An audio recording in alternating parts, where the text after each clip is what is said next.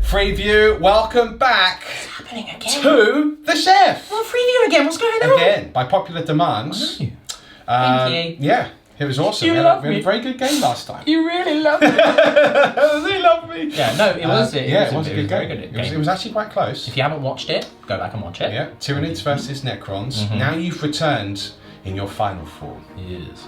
Updated Necrons. Yes. This is probably going to be what I'm taking to Heat 3. Right. So... Giving away all your secrets. Yeah, I don't really mind because it's Necrons. I'm not going to place very well, I think. My intention is to qualify. Good friend of mine, Chris, he was at Heat 2. Quite a similar Necron list, a few differences. He placed 32nd and the 31st was the qualifier. So yeah, and but that's a pure Necron, so it can be done. It can be done. Of course it can. I mean, that's the thing. He won 3 games. He lost, I think he lost 2. So, you know, it was so close to it. So previously the GW Heats 3 got you through. Yeah. But I think there was quite a lot of wins. So it comes down to all your logistical stuff. So he did very, very well. So he's on the waiting list. So I'm hoping to do the dynasties proud.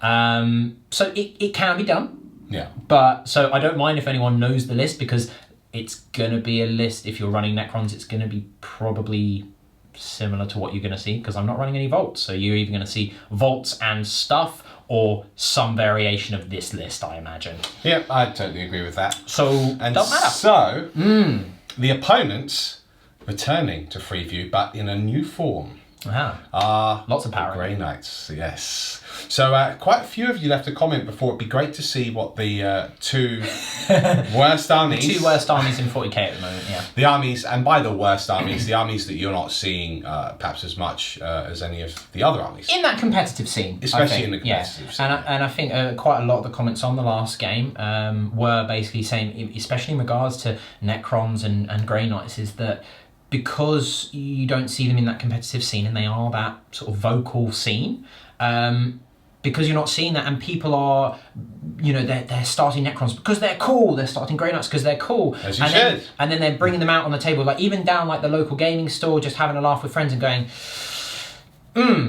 I don't seem to get that much for my points. Yeah. So, I had a rant on that last session. You did, yeah. I'm not going to go No rant this time.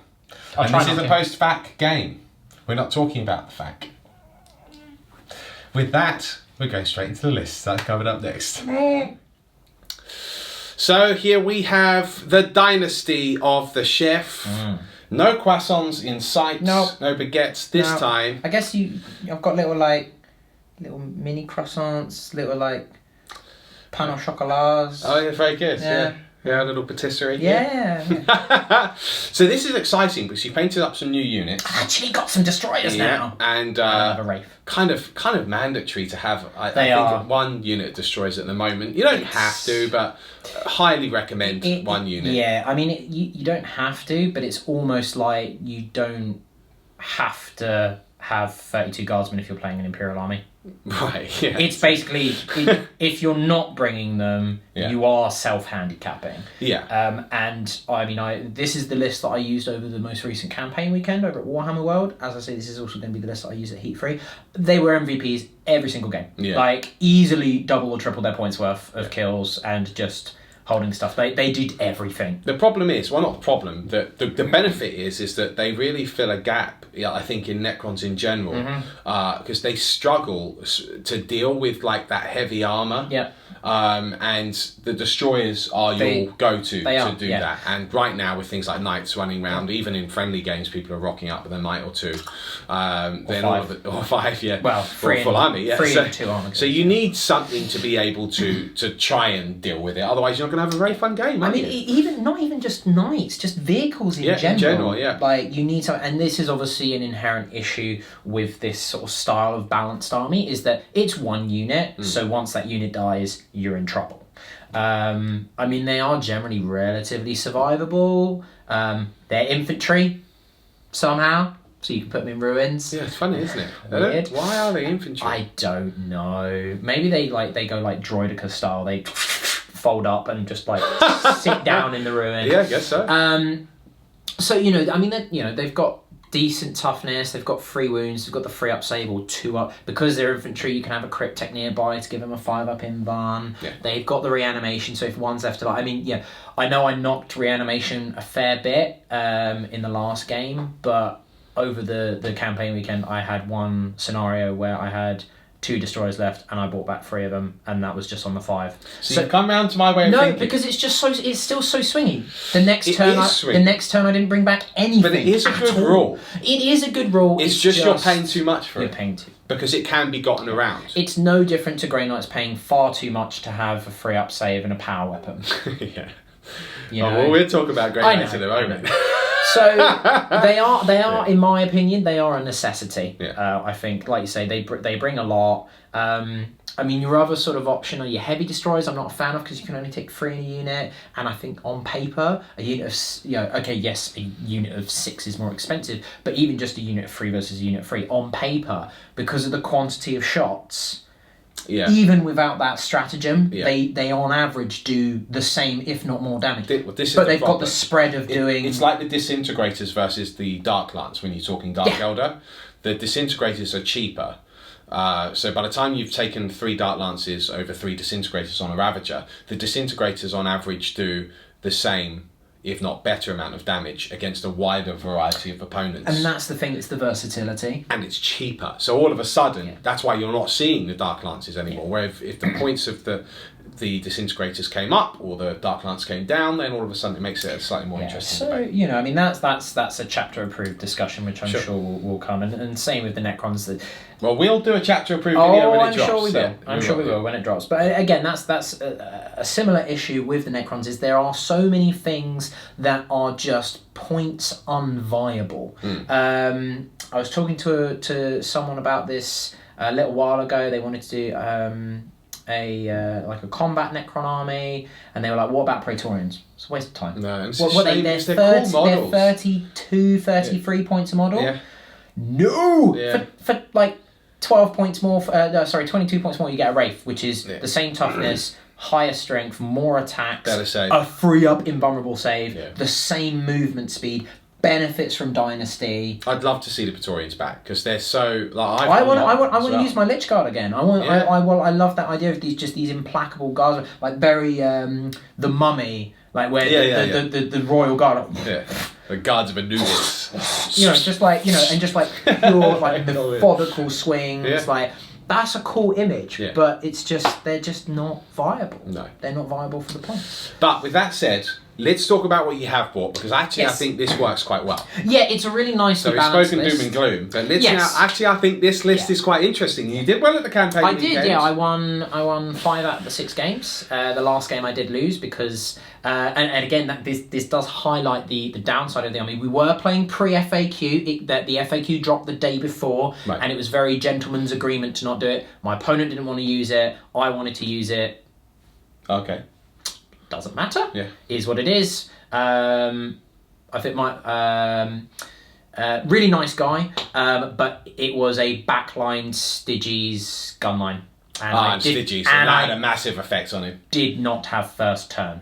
Oh, so I lost the race and the destroyers turn 1. Yeah, so you lost on the roll-off if we went first. Yeah, I did. I finished the point. I finished the point. Your stuff, I guess. Not enough terrain. Not enough terrain to make. I mean, I could have hidden it a bit better. I mean, you should always play as if you're going second. But I mean, I had the first turn. It was the last game. I was reasonably confident, but I mean, it was just the firepower was just heinous, absolutely heinous.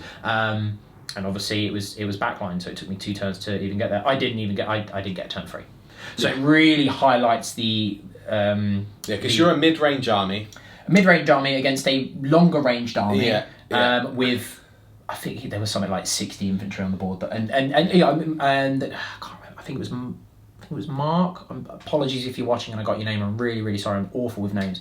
Played the army absolutely brilliantly, staggered lines of 5-man units of Vanguard and Rangers. Nice. So it's just having to chew through and get through them. And it was I mean, he played it absolutely perfectly, but it was just turn 1.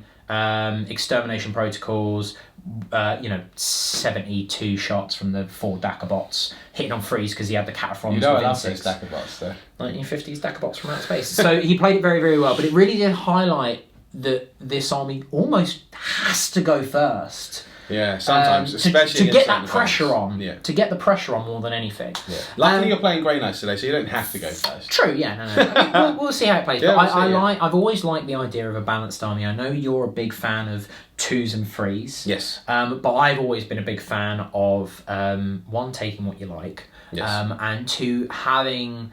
I'm a big fan of that too. Yeah, but it's more, for me, it's kind of like, I've got a bit of overlap, like I've got fast shooting, obviously different roles, these are more objective taking, a bit more, probably equally survivable with the -1 to hit versus the extra wound and the infantry ability to get cover. Yeah. But I've got the fast combat, I've got the mid-range stuff, so it's a balanced list. I've always liked balanced lists. I'm not a fan of the spammy type lists, if I can help it. Hence why, I mean, if you were going to really optimise this, you'd go 3 5-man units of Immortals and then just Destroyers and Wraiths. You wouldn't bother with the Warriors, you probably wouldn't bother with the Tomb Blades, you probably wouldn't bother with the Scarabs, you just go 2 units of 6, 2 units of 6. And I don't know, you've got quite a lot of threat spread. And that's what I like about it. That's what I like about it, is I've got the threat. Yeah. So I've got a battalion, and I've got an Outrider. They're both Nephrek, because I don't mix armies, and it would be impossible to tell them apart, because they're all painted the same. Again, Nephrek I'm really liking. I'm really that auto 6-inch advance. Yeah. Mobility is key. It's great, and especially with a relatively slow army. But 18-inch move, 20-inch move, 16-inch move. Okay, sure, they can't fire after doing so, but just getting into position for next turn or being able to just hide, hold objectives is brilliant. I'm really liking it, and I think because of the way that I've done the army as a balanced army, it affects the entire army more than something a bit more specialised like Mefret, which is the half range, which is great for these guys, great for these guys, great for these guys, mediocre for these guys because AP3 and AP4 is minuscule, but worthless for the Wraiths. Sure. Same with Novok, rerolling all hits on the first turn. Yeah. Great for these guys, great for these guys, great for the characters, okay for everything else, but not the key. Nefrek, I think, covers a lot of bases. Sure. So, but I also like that it should, I don't want to get too off topic, but I like that you have one thing and that you are forced to sort of build around that, and that you do have some downsides. Having some downsides is good. Yeah. You shouldn't necessarily have the best of everything all the time. Of course. But yes, so what have you got in your list? Yes, so Battalion Outrider. So in the battalion, I've got the Overlord. He is the Warlord. He takes the Immortal Pride trait. He has a Void Scythe, so that's the Power Fist, basically. And the Veil of Darkness. Veil of Darkness, Immortal Pride for this kind of army. Immortal Pride is your standard. Yeah. And Fearless Bubble. The Deny as well might come in handy against Grey Knights. I mean, I think I used the Deny ability once over the campaign weekend, but it did deny a null zone. That's pretty nasty. So it was your Wraiths. Well worth it. Okay. And Veil of Darkness is just it's 100% an auto include, which. Yeah.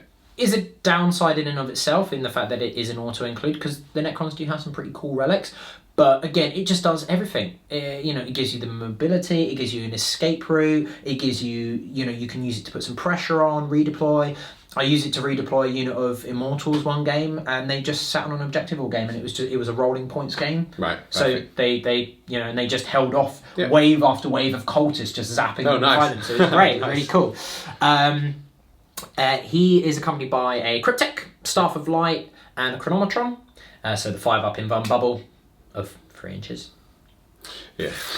Yep. Still, it's a 5-up invuln bubble, which is really nice. Again, doesn't come into effect as often as you'd think. No. But when it does, it's really useful. Then in my troop slot, I've got 2 units of 14 warriors and a unit of 10 Tesla Immortals. Nice. That is my battalion. So nice 5 command points. Really good for the Necrons because they've got loads of really nice stratagems. Yeah. They are a very, very toolkit stratagems for me. I think for me, yes, there is extermination protocols. Yeah. The 1 command point reroll everything for shooting with destroyers. Really good. Yeah. But there's some which are just so useful from time to time, and there's not like a. I like the Necron strats. Yeah. There isn't something that is I'm gonna do this every single turn without fail, like rotate Iron Shields or the Oath of Companions, sure. reroll ones on everything. I'm going to do that every time. Yeah. Like there was games where I didn't use the Extermination Protocols once because I didn't feel the need to. Yeah. I was hedging my bets. And then the Outrider Detachment. So there's a Lord with a War Scythe as he comes. I've toyed with the idea of giving him the Lightning Field for the 1 command point to give him a 4-up invuln and the Mortal Wound bubble. But I generally just like keeping my 9 command points. Fair. He's not like sacrificial, but he's there for the reroll 1 bubble. If he can do some damage with his War Scythe in combat, great. Sure, so bonus. And then my fast attack, so I've got 8 Scarabs. I've got 6 Wraiths as they come, no whip claws or guns. 6 Tomb Blades with Twin Gores, Shield Veins, and Nebula Scopes for ignore cover. Very nice. And then the 6 Destroyers. Again, as they come, there's no heavy upgrades in there. That is 1745. Okay. So you're 5 points under. It's very upsetting. Mine is 1750 on the nose. So you win. No, that's yeah, fine. Bye. But I think this is a pretty well balanced list, actually. That's the intention. I think, especially against Grey Knights, who are also paying quite a lot for what they get as well, I think this will prove to be a really, really interesting game. Hopefully. So let's go over the Grey Knights then, coming up next. And here they are. We descend from Titan onto the surface of this demon world to find not demons, but dirty Necrons. Your intel was wrong. Dirty Necrons. Let us send the anti-demons against the robots. You're all demons to me. So, right, here we have a completely re-envisioned Hammers of Titan. For you veteran subscribers, you know that I love Grey Knights and that I had a pretty large army of Grey Knights myself. However, they consisted entirely of Terminators, which have not really seen the light of day in many armies at all in 8th edition. So yeah, rather than painting up, because I just didn't have the time, so I'm working on a few other secret projects right now, rather than painting up all of the power armoured Marines that I needed and plus the other options I wanted, I decided to outsource it. And I had Siege Studios paint up this force. They're beautiful. And they're lovely, yeah. They've done a really great job on them. And the good news is that this is actually just a small portion of them. In fact, I've got approximately another 3,500 points on the way, so I'll have plenty of variety, and that 3,500 points will get me about 4 more models. I was going to say, when you say this is a small portion of the army, it's a small army. Yeah. This is what you took to No Retreat, wasn't it? This is why I took to No Retreat. So that Voxcast, in fact, probably would have already dropped by the time you're watching this battle report. So you filmed it? Yeah. Okay, yeah. So if you want to see how they did against a variety of different opponents, you can check them out. But really good fun. There are definitely some things that I would change in the list now. For example, let's go right into the list. So 1750 on the nose. We have Battalion, and that's all we have. We couldn't afford a 3rd character to get something like a Vanguard or whatever. So it's just a Battalion. So yeah, you would have gone Spearhead with your... Oh no, they're elites, aren't they? Yeah, Vanguard, yeah. So what we have is Lord Kaldor Drago. He is a beast. He is a beast. He's great in combat. His psychic output is okay. I've given him Gate of Infinity, and this game I'm going to give him the Vortex of Doom. Because why not? I'd given him Hammer Hand previously, but I found it didn't really come up that much. So I just want some more damage outputs. We then have a Grand Master in Nemesis Dread Knight with the swords, the Psy Cannon, the heavy Psy Cannon, and the heavy Gatling silencer. Now, not the heavy incinerator. No. So the reason why I've gone off the heavy incinerator is, one, it doesn't synergize with the Psychic Onslaught stratagem, where it is 2 CP. Grey Knights tend to pay double what any other faction would pay for any half decent CP. So for example, he spends 1 Extermination Protocols and you get reroll everything. I spend 2 and it gives me a +1 strength and an additional minus to the gun. Which isn't bad. It's not bad. It's a good stratagem. It's not command 2 points worth. Command points worth. It should have always been just 1. You know. Now, just slight tangent, sorry. the interesting thing, I mean, I know it's obviously a bit different because it's Imperial Knights, but is it the Iron Hail Stubber stratagem? Yes. Which is actually I really like that stratagem. It's cool, it's one command point. And to make your stubbers better. You make your stubbers additional plus minus. one, is an additional minus. It's an additional minus, yeah. If there was a stratagem for Grey Knights where it was, pay 3 command points at the beginning of the game, but all of your Storm Bolters have Sidebolt ammunition. All day, every day. That would be great. It would be cool. That'd be great. But then it might be a bit too much of an auto-include. But then it's no different to when you used to pay the 20 points a unit to give them straight 5 bolt guns back in 5th edition. Yeah. You would do that every day of the week. Yeah. So again, it's an auto include, but it might be a bit interesting to have something apply across the entire army like that. I completely agree. Or you reduce this one down to 1 command point. Yeah, because 2 is a bit excessive. Yeah, it would be an interesting way to help fix Grey Knights. The thing with Grey Knights is that actually a lot of the units are on paper, they are high quality units, they are good units, but you just pay so much for what they do. You pay too much compared to the return that they have, and they die way too easily.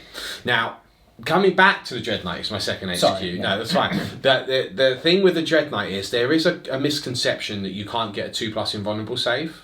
That is actually incorrect.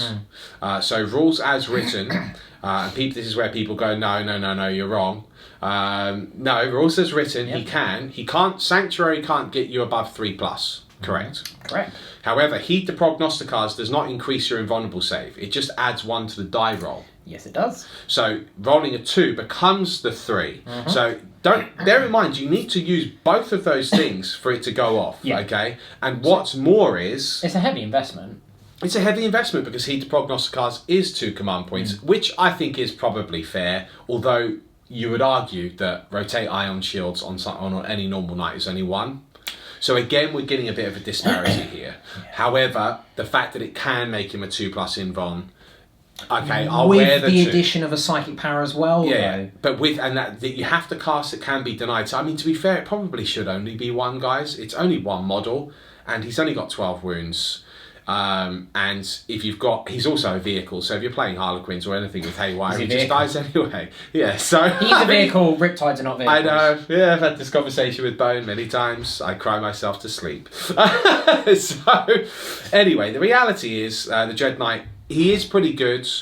He is one of the better units in the Codex, and he has pretty much been the most valuable player on the field every time I've played. We've then taken in troops 3 units of Strike Marines, 2 at 5-man and 1 at 10-man. Okay. Strike Marines are actually not bad. They're not bad. The problem is that I'm paying a lot of points now for the Deep Strike, and actually only half my army can use it.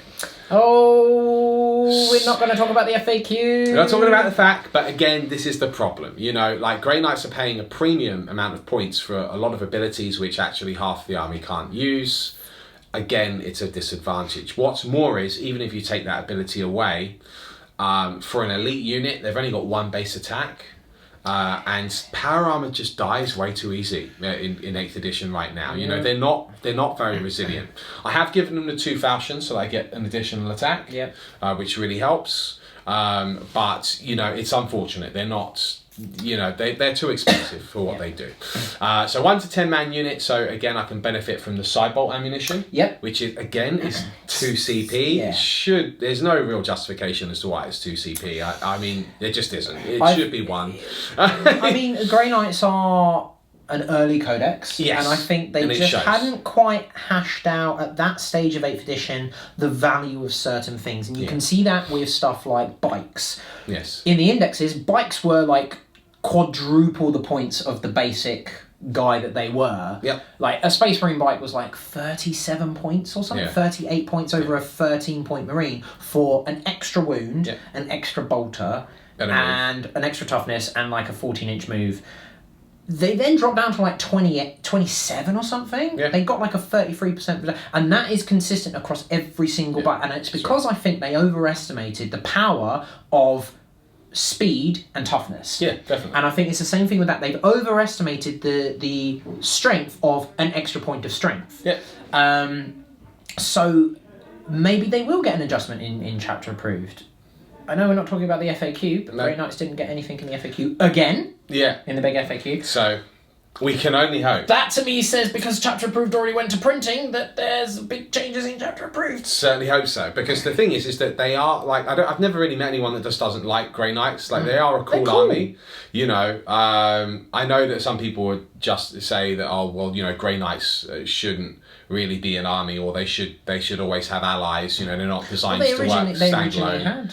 They were the Demon Hunters. They're Demon Hunters, yeah. But I don't personally buy into that. There's plenty of examples in the fluff where they operate as a Nemesis strike force by themselves, and they go in onto a world and they deal with stuff. You know, if someone wants to play a Grey Knight army, they should be allowed to do so. If someone wants to play any army, they should be allowed to do so. You know, it's the exact same justification across anything. You know, so look, currently as it stands, that's the troops. Those are the HQs. I then have 10 interceptors. Now, again, these are a great unit. They move 12 inches. They're currently a unit that can still achieve the 0-inch charge. We're not talking about the FAQ, but you can't not address the fact that they don't have the fly keyword. Change. I'm sorry. I'm going to have to. What? I don't want to. I hate to interrupt.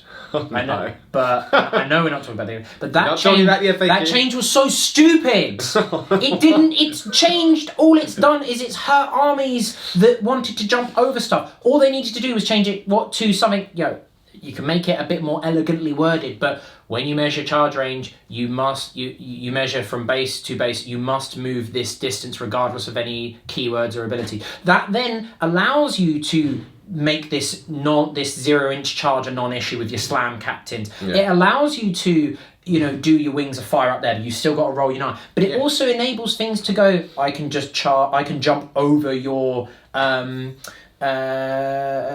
chaff. Yeah. My Wraiths. Because right now Mortarion can't do that. Yeah. Mortarion cannot jump over those 10 grots. Yeah, which is... My Wraiths forget to turn on their phase shifter. Yeah, it doesn't seem right. Interceptors can still do that. Interceptors can still do it. And there are a couple of other units. Apparently, Reavers can do it as well. Really? Apparently, yeah, with their grapnel launchers. Apparently, they can do it. Oh yes, no, they can. They don't have to fly. They ignore vertical distance, so it's fixed. It's fixed the main problems of the slam cutters, but it's actually hurt more things than it is necessary. Yeah, and it still hasn't addressed everything. And it hasn't addressed everything. And I think, you know, obviously I could be wrong here, but I think it was a mistake. I think that the intention is that they're not allowed to do a 0-inch charge, that they just have forgotten to add it. Full intention. They probably thought, because most people think that these guys have the fly keyword, and they don't. Yeah. But they ignore all terrain and in infantry with their movement. Like you said, the intention is just to stop people from being up here. I'm within 12 inches base to base, so I can declare a charge, but because I ignore vertical distances, as long as I'm within 12, I rolled a double 1. Doesn't matter because I ignore... All they need to do is just say, when you measure your charge distance, that is the distance that you must roll. Easy. Like... That's all they needed to do. I mean, you could probably word it a little bit better than that because I can't speak good English, apparently. You don't speak English well. I don't exactly. But yeah, so I think it's just caused more problems for the people that weren't abusing the mechanic. Yeah. That's what I'm going to say. No, I understand there was a mini chef rant there, and look, I get it because it does hurt certain things. The problem is it just sort of hurts Assault even more. But I get the intention, the spirit of the rule, what they were trying to fix. So like I applaud GW for trying to fix it, but I think I agree with you. I think it's not proved to be the most elegant fix. That would be my feedback around the FAQ. It was a knee-jerk fix. Yeah. And now, I mean, it's just hurt. Like if you wanted to do a standalone Blood Angel army, it's just hurt them even more. It's hurt Assault even more, which, you know, I think everyone would enjoy not having to play a castle shooting army. Now, having said that, moving on from the FAQ. Sorry, I had to. You knew there was going to be something. There'd be something. Well, I mean, look, it's relevant to the interceptors, right, guys? Now, having said that, I'm not going to play it that they can do a 0-inch charge. And I didn't play it that way at No Retreat, even when that was pre the FAQ. So I don't think it was the spirit. I don't think it's in the intention, the rules as intended. Yeah. I know I technically can do it, but I'm not going to play it that way. So if I happen to be on top of a big rock face and I'm only 2 inches away from you horizontally, I'm still going to measure from the top of the rock face. So, and I'm going to deploy that I have to be 9 inch. So basically, it'd be a 9 inch charge, right? So that's how I'm going to play it, guys. You know, I think that's the spirit of the rules. So the interceptors though are still good. Moving 12. Again, the Stormbolters. Again, the double falchions. Again, a 10-man unit, so I can bring that sidebolt ammunition if I want to. But they are 250 points. Just paying way too many points for something in power armor that dies really easily. It's as simple as that. Right. You know, it's the way it is. Now, powers wise, the 2 5-man units of Marines have Gate of Infinity. The 10-man unit of Strike Marines has Hammerhand, and the 10-man Interceptor squad has Astral Aim. Okay, there's various reasons that I do that for, which we'll cover in the game. Then the controversial choice, we have 3 Venerable Dreadnoughts. Now, I love Dreadnoughts in general. Oh, they're Venerable Dreadnoughts? They're Venerable Dreadnoughts. Ah, okay. How many points are your Venerable Dreadnoughts? I pay 185 points. Oh, how many points does an armour go with twin autocannons? 174. I'll say no more. Your Venerable Dreadnoughts? Yeah, the Helverin has 4 more wounds than me, has an invulnerable save, has a much better rate of fire with flat damage 3 weapons, moves faster, and has a wealth of stratagems that can really benefit from, as well as you know, the knight of household abilities. I ignore wounds on a 6 as a Venerable Dreadnought. Yeah. I do hit on 2s, although I do not ignore the minus for moving and shooting. I have a 12-inch damage 1 smite, and I have given them all Astral Aim as well, which is quite a cool power, which means that obviously if they could all cast it, then actually might justify some more and increased points. They still shouldn't be the points that they are. Like, you can see there's no comparison there, guys. But nonetheless, my gimmick with these guys is that I'd hide one, and people would start getting very scared of them at no retreat, which is hilarious because he is just a dreadnought with a twin las cannon and a missile launcher. But you'd hide one behind a line of sight blocking piece of terrain, and you'd shoot and use them as a sniper. Now, this is not a new tactic. Some Grey Knight players have started taking one as sort of a standard, but you really need the anti-tank, the Grey Knights.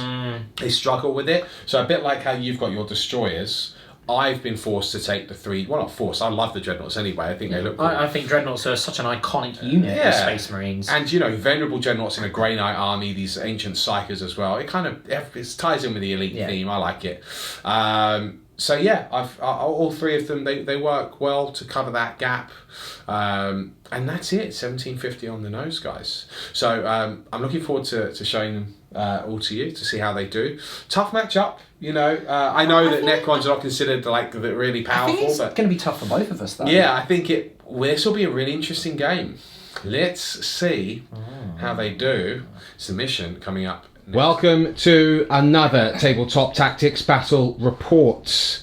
The forces of the Necrons are deployed here in a Spearhead Assault deployment zone. So the Flying V, if you like. Interesting. Scarabs up the front, Necron warriors flanking the Immortals and the characters of the army. Over here on the left flank, the Deadly Tomb Blades. And over here on the right flank, the Wraiths. Currently the Destroyers, some might say tactically, have been put in reserve. Yep.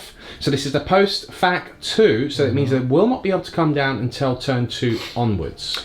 So that's a point of note.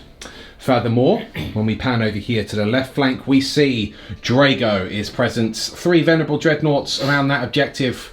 A squad of 10 Interceptors currently right at the back and pretty much out of effective shooting range of the Necrons turn 1. And the Grandmaster in Nemesis Dreadknight with first to the fray as a Warlord trait also on the board. So, what is the mission? Well, you can see there are 6 objectives strewn around the battlefield. This is a maelstrom of war. It is tactical escalation, which is going to be a lot of fun. And we'll no doubt throw a spanner in the works with our perhaps plans, our KG plans against each other, because we'll start with 1 maelstrom objective and then 2, 3, 4, 5 matching the battle rounds that we're on. So, slow start, but potentially by the end, some really, really big scoring. Now, both of us with Tactical Escalation have chosen the take and hold Maelstrom objective type, so they'll be worth an additional point for us if we hold any of the numbered objectives as per our Maelstrom cards. Now, as it turned out, I did drop first, didn't I? Yeah, because you had your... Well, we've both got 10 drops. That's right, because I did split. I combat squadded my 10-man Strike Marine squad. So I put 4 units in reserve first. The Interceptors I've kept as 10-man, but because I dropped the first unit first, I did get the drop on you, Chef. Yes, you did. But let's see if the dice confirm it. So we're doing the +1. We're doing +1. Rather than the... Who drops first goes first. Who drops first. Despite it being an old rulebook mission. Yeah, so it's the main core book mission, but we're doing the +1. Alright, cool. Okay, so Mr. Chef in the black die, myself in the silver pearl. Chef's rolled off the board. Right, I rolled a 5. Okay. He's then rolled a 3. So I had the +1 there, Chef. Yes, you got 6. So that's become an effective 6. It means that the Grey Knights could opt to go first. It's very interesting. What do you want to do? Well, it's a funny one, isn't it? Because actually, I could let you go first, and the majority of your stuff is out of effective range. Literally everything is out of range. Even the Tomb Blades, aren't they? I mean, a 14-inch move and a 24-inch gun. So just looking at my dreadnoughts here, you've got a maximum range of 38. Because they're rapid fire, so I can't advance and shoot them because they're not Sortek Dynasty. So they are all out of range. However, you've got lots of las cannons and missiles, which could potentially pop off a couple of wraiths or some Tomb Blades. That's right. So I think, look, for fun purposes, I think it makes sense that the Grey Knights would have descended onto the battlefield and surprised you here. Okay. So or did you? Yes, exactly. Or did we? Do you choose to seize the initiative? So again, this is the thing. Do I want to seize knowing that your stuff is out of range? Or rather that my stuff's out of range? It would allow me to get into position, and it would potentially... You know what? What? I'm not going to seize. He's not going to seize! It's controversial! Shall I roll to see if I would have seized? Okay, so this is a roll to see if you would have seized. And you didn't seize. Chef! No, tactically I think it makes sense. I think. Okay. So the comments are already going, what are you doing? So we start the game in a controversial manner. But as is always the case with the Spider versus the Chef. I will. You will? Use the new stratagem. So you're going I'm to going to fortify my defences. Prepared positions. Which is why I didn't want to seize. So you're spending 2 CP. I'm spending 2 command points, but my reasoning is it's going to give everything a better armor save, and if you do want to do your shunt to try and get that alpha, it will blunt it a bit. That's my thinking. It's not very nice, Chef. Well, so I'm not a nice person. So you are now 3 CP down. Yes, because I used one CP for the reserve. For the reserve. So what are you on now? Okay, it's very interesting. Let's move on to Grey Knights turn 1. That's coming up next.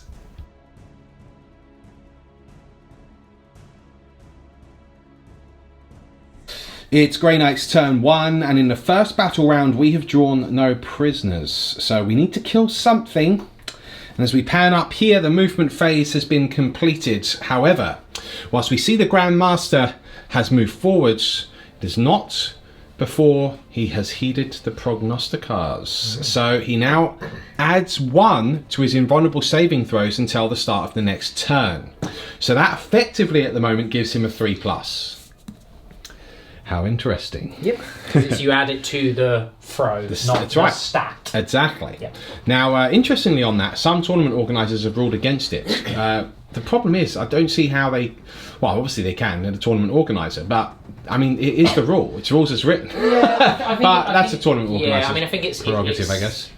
I can understand the nomenclature of it, because it doesn't specify the saving roll, because a lot of those things you modify the roll, you add 1 to the hit roll, but they could have changed the wording when they did the FAQ. All they needed to do is just say increase your invulnerable save by 1. Like if they wanted to do, or add 1 to the whatever it is. But I mean, Well, it is what it is. TO prerogative. Yeah, exactly. So we've got... It is because Grey Knights are really busted and the yes, exactly. organisers are really afraid of it. They should take everything away. So what we've got here is one Dreadnought which has moved over here, just sitting further on the objective. He did choose to move out because I wanted the line of sight. Now I know that's funny because of Astral Aim. However, in this instance, as I might actually cast Astral Aim on the Interceptors, who as we look are now all the way over here, 9 inches away from the Warriors, and just over 9 from the Tomb Blade there as well. So we are in a position to launch an offensive.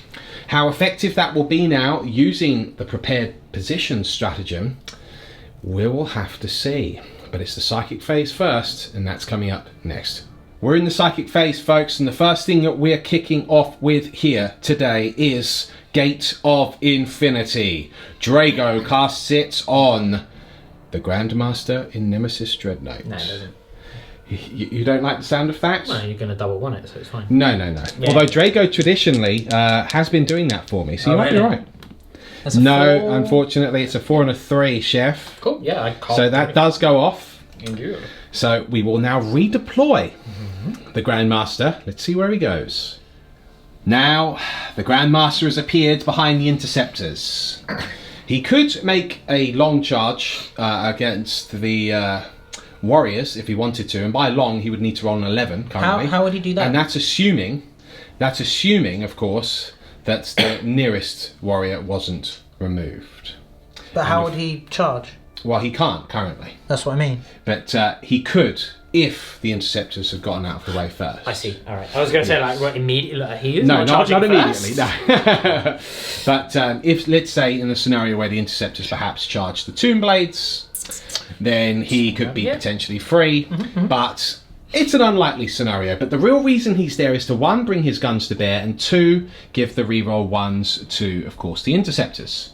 And we've deployed hard on this flank, well away from these Wraiths, so that even if he does advance and uses that horrible advance and charge stratagem, that it will still be a long charge, at least. I don't know if they'd even be able to get to you, even with, I mean, like 18 inches is going to put them there. Yes. I don't think I'll be able to get to you. Well, because I wouldn't be able to, I can't do that. I have to go round now. Yes, that's correct, because with the lack of course. So we've tried to play a bit cagey here. Very clever. But now we're going to be even more cagey. We're going to use the Psychic Channeling stratagem. It does put me down to 5 command points now. And the Psychic Channeling allows me to roll 3d6, picking the highest 2. And we're going to be using that on Sanctuary. Cool, triple 1. He says a triple 1. It's not. It's an 11. And it's a +1 to that roll for the Brotherhood of Psychers. So I cannot deny it. You cannot deny it. I'm not going to attempt to. Okay, so we have successfully cast Sanctuary. Very important. Yep. So now we have that effective 2+ invulnerable save. Indeed. We're going to stick with him now, and he's going to use his second power, which is Smite. He's going to cast Smite on the Warriors, since they're the closest target. Yep. Smite, sir.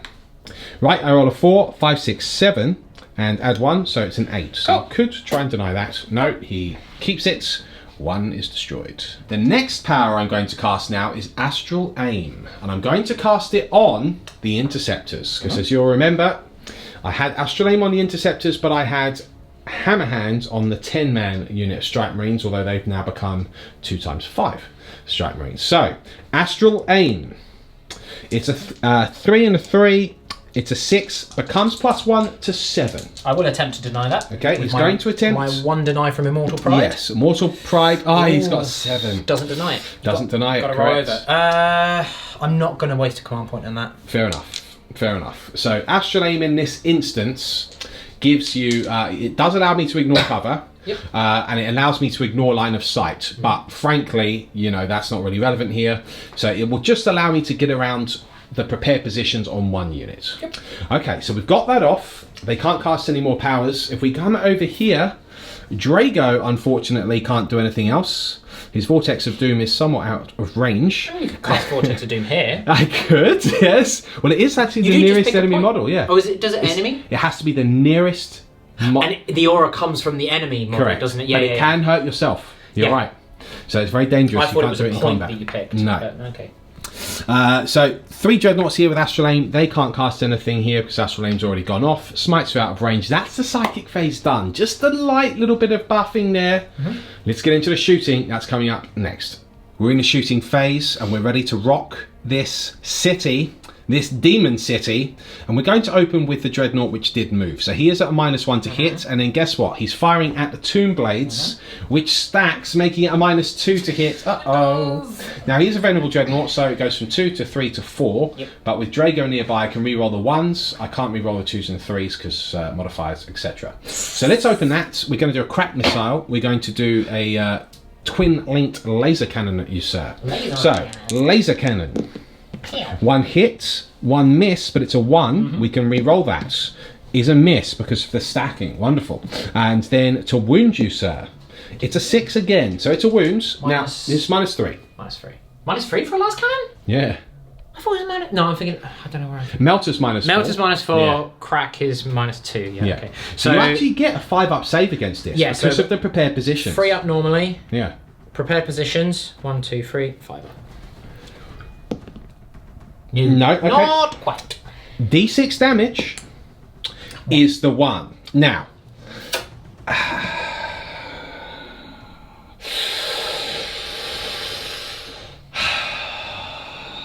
do I re-roll it to try and kill 1? Every kill against the Necron warrior is significant.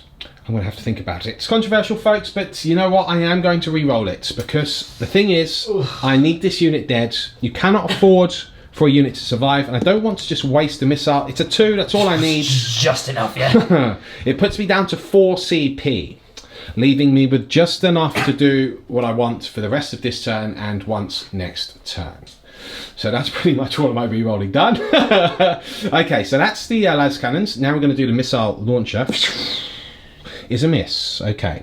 Now we're going to rinse and repeat the chef. You happy for me to do that? Yeah. Okay, so second Venerable Dreadnought, twin laser cannon, both hit on a 5 and a 6.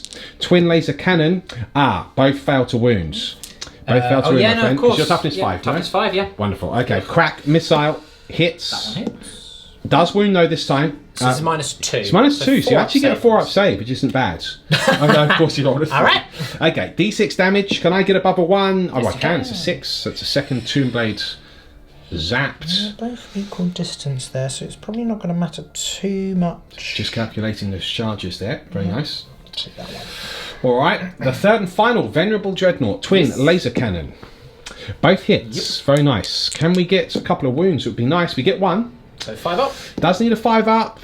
No, unlucky. Should have made 1 save by now. Really? D6 damage. Yep. No, I have got another one. Okay, and then the crack missile. That is also a hit. Crack missile does score a wound, Chef. Oh, come on! Oh, no. Okay, it goes through again. Do we get another Tomb Blades? No, we do you a favour. We roll a 1. So, 3 destroyed. Should have saved 1 of those. Oh, you should have saved 1 of those. It was ridiculous. Luckily, I did do you a favour and rolled a 1. Thank you so much. You're very kind. So, okay. Venerable Dreadnoughts are finished firing. It's now time for either the Dread Knights or the Interceptors. Let's see what we do next. Right, there was a big deliberation here. The Council of Grand Masters got together and I was considering whether I did Psychic Onslaught. Given the fact that I'm a -2, it pains me that the Grand Master, unfortunately, does not ignore a -2 hit on his heavy weapons. I mean, what is the baby carrier actually good for? Carrying babies. Carrying babies, apparently. So, in this instance, I'm not going to use Psychic Onslaught now. I'm going to risk it without. I don't think the benefit outweighs the potential of me just getting lucky. So, we've got the heavy Gatling silencers opening first against those Tomb Blades. 12 shots hitting on 4s, re-rolling 1s. Well, we do have 2 1s in there. We actually get a remarkable amount of 2s, unusually. Wow, that's 1, 2, 3, 4, 6 2s. Would you believe it? But we have got 5 hits. Okay. All right, so 5 hits. Now, this is the kicker. You are toughness 5. Yeah. And I'm only strength 4 on that big gun. Yeah. Okay, so 5s to wounds. I do have 2 wounds. Okay. I'll take that. However, this is the other kicker. You've got prepared positions. Yep. It's 2s to save, Mr. Chef. I'm fine. He saved both. Okay. Interestingly, we'll save both even with the minus, so I'll take that. Yeah. We then have the heavy side cannon. 3, 4, 5, 6 shots, 4s. Right, 3 hits off the bat, re-rolling a 1 there. That's 4 hits. That makes me happy. Okay, we then have strength 7. We're looking at 3s to wounds. We do get 3 wounds, Mr. Chef. Now, this is a -1. And these are flat 2 damage. These are flat 2 damage. So 3 up save. Heavy Psy Cannon! I'm going to command point one of those because that's ridiculous. Okay. Now, that does kill 2, though. That does kill 2. That makes things very interesting here. One's alive, and we can't afford to let one be alive. Okay, let's have a think about what we're doing next. Folks, this has been real tough, but this is why I like the reanimation protocol rules. Because I'm now forced to, instead of doing 40 shots at the warriors, I'm forced to do, because I'm out of 12 inches now, 20 shots at the Tomb Blades. And really, because of their toughness, I'm forced to use the sideboard ammunition, because if he survives, that will be a big blow, because he could just reanimate out, and before anyone says, oh, well, he might fail morale, well, 1, he could spend 2 CP to protect him, but 2, he doesn't even need to do that. He's within 6 of his lord, so good play there for the Immortal Pride. But you know what they say comes before the fall, Mr. Chef? The climb. Oh, very good. That's good. So, for those of you that don't know, Cybolt Ammunition gives me now +1 strength on my Stormbolters and a -1 on the AP. That makes them strength 5 -1, which is nice. Plus, with Astral Aim, I'm ignoring the prepared positions rule because I'm ignoring cover. So, that's 20 shots because I'm out of rapid fire range on that single Tomb Blades, hitting on 4s, re-rolling 1s because of the Dread Knight Grand Master. Okay, re-rolls didn't eventuate into anything, but looks like we might have a rough average anyway. 2, 4, 6, 8, 9. Okay, slightly under average there. Now we are strength 5 at least, so instead of 5s to wounds, it's 4s to wounds. So let's do a Lawrence here, and by do a Lawrence I mean get lots of wounds. And yes, I've done a Lawrence. Okay. So oh dear. Okay, so who needs statistics? Who needs statistics? So I've got 6 wounds, which to be fair actually is the average. Oh no, that is about right. Yeah. Because I should have got more hits. Yeah. Okay. Okay. Now this is -1, Chef, and we ignore your cover. And we ignore cover. So 4 pluses. And it's already used the command roll. All right. So down to 1. He's dead. We've got him. Okay, that's first blood. It is significant. We did have to blow a tremendous amount of command points this turn, but we have destroyed the Tomb Blades and stopped them from reanimating. You know what? I'll take that. This is what it comes down to now. We're in the charge phase. The Interceptors look on. The Grandmaster behind them, willing them on. He will be first to the fray, or perhaps in this instance it will be the Interceptors, but not before they overwatch. So we've declared a charge with the Interceptors. He's got basically about 18 shots, right? Yeah, 18 shots, so they can all see just past the crag. Mix of rapid fire range there. Yeah, 13 of them firing rapid fire. Right. 3 hits, very nice. All right, Gorse. Cool. So 4s to wound, re-rolling 1s for the Lord nearby. Oh yes. Very nice, 1 wound there, and still 1. Right, okay. 1 wound, -1. It is a -1, you do kill 1 on the way in, so I'll remove him from the back in a moment. Of course. Now to charge. Now I do need a 10-inch charge, so I'm getting a bit greedy here. Well, Eugene Steele has managed to do it, so... Oh, Chef! Oh, Chef! Now... Now, the good news is that I'm not known to be very lucky. No, I mean, I don't know where that comes from. Okay, double 6. No. Okay, now, what we will do is, because I rolled a 4 and a 2, I will opt to re-roll with first to the fray. Because they're within 6 inches of the Grandmaster. Are they? Right. Yes, Chef, they are. He's definitely, he should be over there somewhere. Right. So, now, we will roll again. This will be a double 6. Woo! It is a 6, and luckily we do not make the charge. To be fair, I'm actually quite happy about that, because I think if I'd made that, that would have started to get very silly. That flank would have been in trouble. It would have been in trouble, yes, for Won't sure. lie. Okay, well that marks the end of the Grey Knight turn. So an interesting one. We've done what we needed to. We've gotten no prisoners for killing the Tomb Blades, and we have also gotten first blood, so that gives us 2 points on the victory scale. Let's see what the Necrons can do. It's their turn 1 coming up next.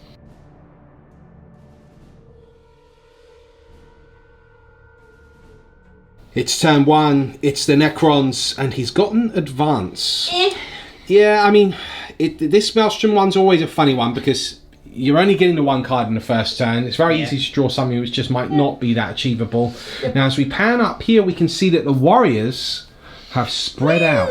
Let's actually make sure they are within a 2-inch coherency. Sure, creating a drop zone for destroyers to come in, perhaps in turn 2. Meanwhile, over here, the wraiths have advanced deep into no man's land here. The scarabs have advanced out as well, sprawling across the battlefield. Immortals have moved forward. They actually advanced as well, didn't they, Chef? No, the Immortals didn't advance. Oh, they didn't advance, okay. They advanced, and the Canoptic stuff has advanced. Right. Again, let's make sure that I've actually put them within the 2-inch coherency. Okay. Because I'm cheating slightly. No problems. So he's just creating a bit of board control here because, of course, he's aware that my own Strike Marines can come down. Indeed. So I want to try and protect against that where possible. Meanwhile, the Overlord himself is in the middle, his Immortals around him, and the other 2 characters here as well, just to his right. And as predicted, the Warriors have moved forwards. All but one are in rapid fire range of the Interceptors. And what's more is the Lord has put his will upon them. My will be done. They're hitting on 2s. It will be done. And is one of them within 6 inches of the one who's sacrificing his extra shot? Yes, so now they can re-roll 1s to wound as well. So those Interceptors are in deadly peril. There's no psychic phase. It's straight into the shooting. That's coming up next. It's on. It's the Warriors. They're rapid firing against the Interceptors. Let's do this. Hitting on 2s. The dice. What's it, like 25 shots you're rocking here? Yeah, 12 in rapid fire, 1 outside. So my will be done 2s. Okay. Not bad. Not bad. 20 hit. Just doing what it says on the tin. So 4s to wound. Okay. 4s to wound, but you can re-roll those 1s. Very nice. Re-rolling the 1s, sir, if they come up. Chef. Now, don't do this to me, Chef. What is this? Oh, dear. Oh, no. He's rolled very poorly there. Look at that. A sea of 2s and 3s. And with the 1s... Oh, no. So 20 hits and wounding on 4s, and You only inflict 6 wounds. I did 6 wounds. That is absolutely abysmal, Chef. You have my sympathies. Always annoying when bad luck ruins what should be an average, or actually a decent round of fire. Now, I might do you a favour and roll poorly. There you go. 4. At least I do that. So you do kill 4. It's not enough, though. It's not ideal, is it? So you've killed 5 in total, because I did lose 1 on the Overwatch. Yeah. And incidentally as well, I didn't mention, but we did roll for reanimation. We just did it off camera because it was only 1 warrior. He did fail it. So we just got him there in the back line in reserve. You have killed 4 Marines. Yeah, should have killed a lot more than that. Yeah, and I've still got 5 left, and you've got nothing else to fire at them this turn. Should have killed 6 or 7 there on average. Yep, agreed. Next up, the Immortals now look on to the Grandmaster in Nemesis Dread Knight armour. Firing their Tesla. Yep. So 6 can see like just bits of his armour past the rock face. Sure. So let's actually roll it. They didn't advance, so this is just normal hits. So freeze. That's a lot of 6s there, though. That's good at least. So you've made up for it. Yeah. So that's 1, 2. So for those who don't know, Tesla does 2 shots, 2 hits rather, for every 6 you roll. It does 3 hits for every 6. Yes, sorry, forgive me. 2 additional hits is what I meant to say, yes. 5 to wound, you know. Yes, so... Rerolling 1s because the yes, I would suspect so. Because he's there. Yes, no problem. So that's at least a couple rerolls. Okay. I've got 2 so far. 2 so far, okay. Oh dear.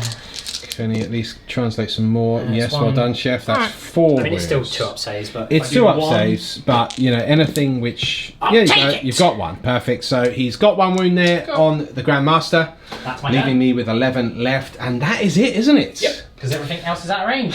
So no points secured this turn. No, I am probably going to discard advance because it's only worth 1 point. Yep.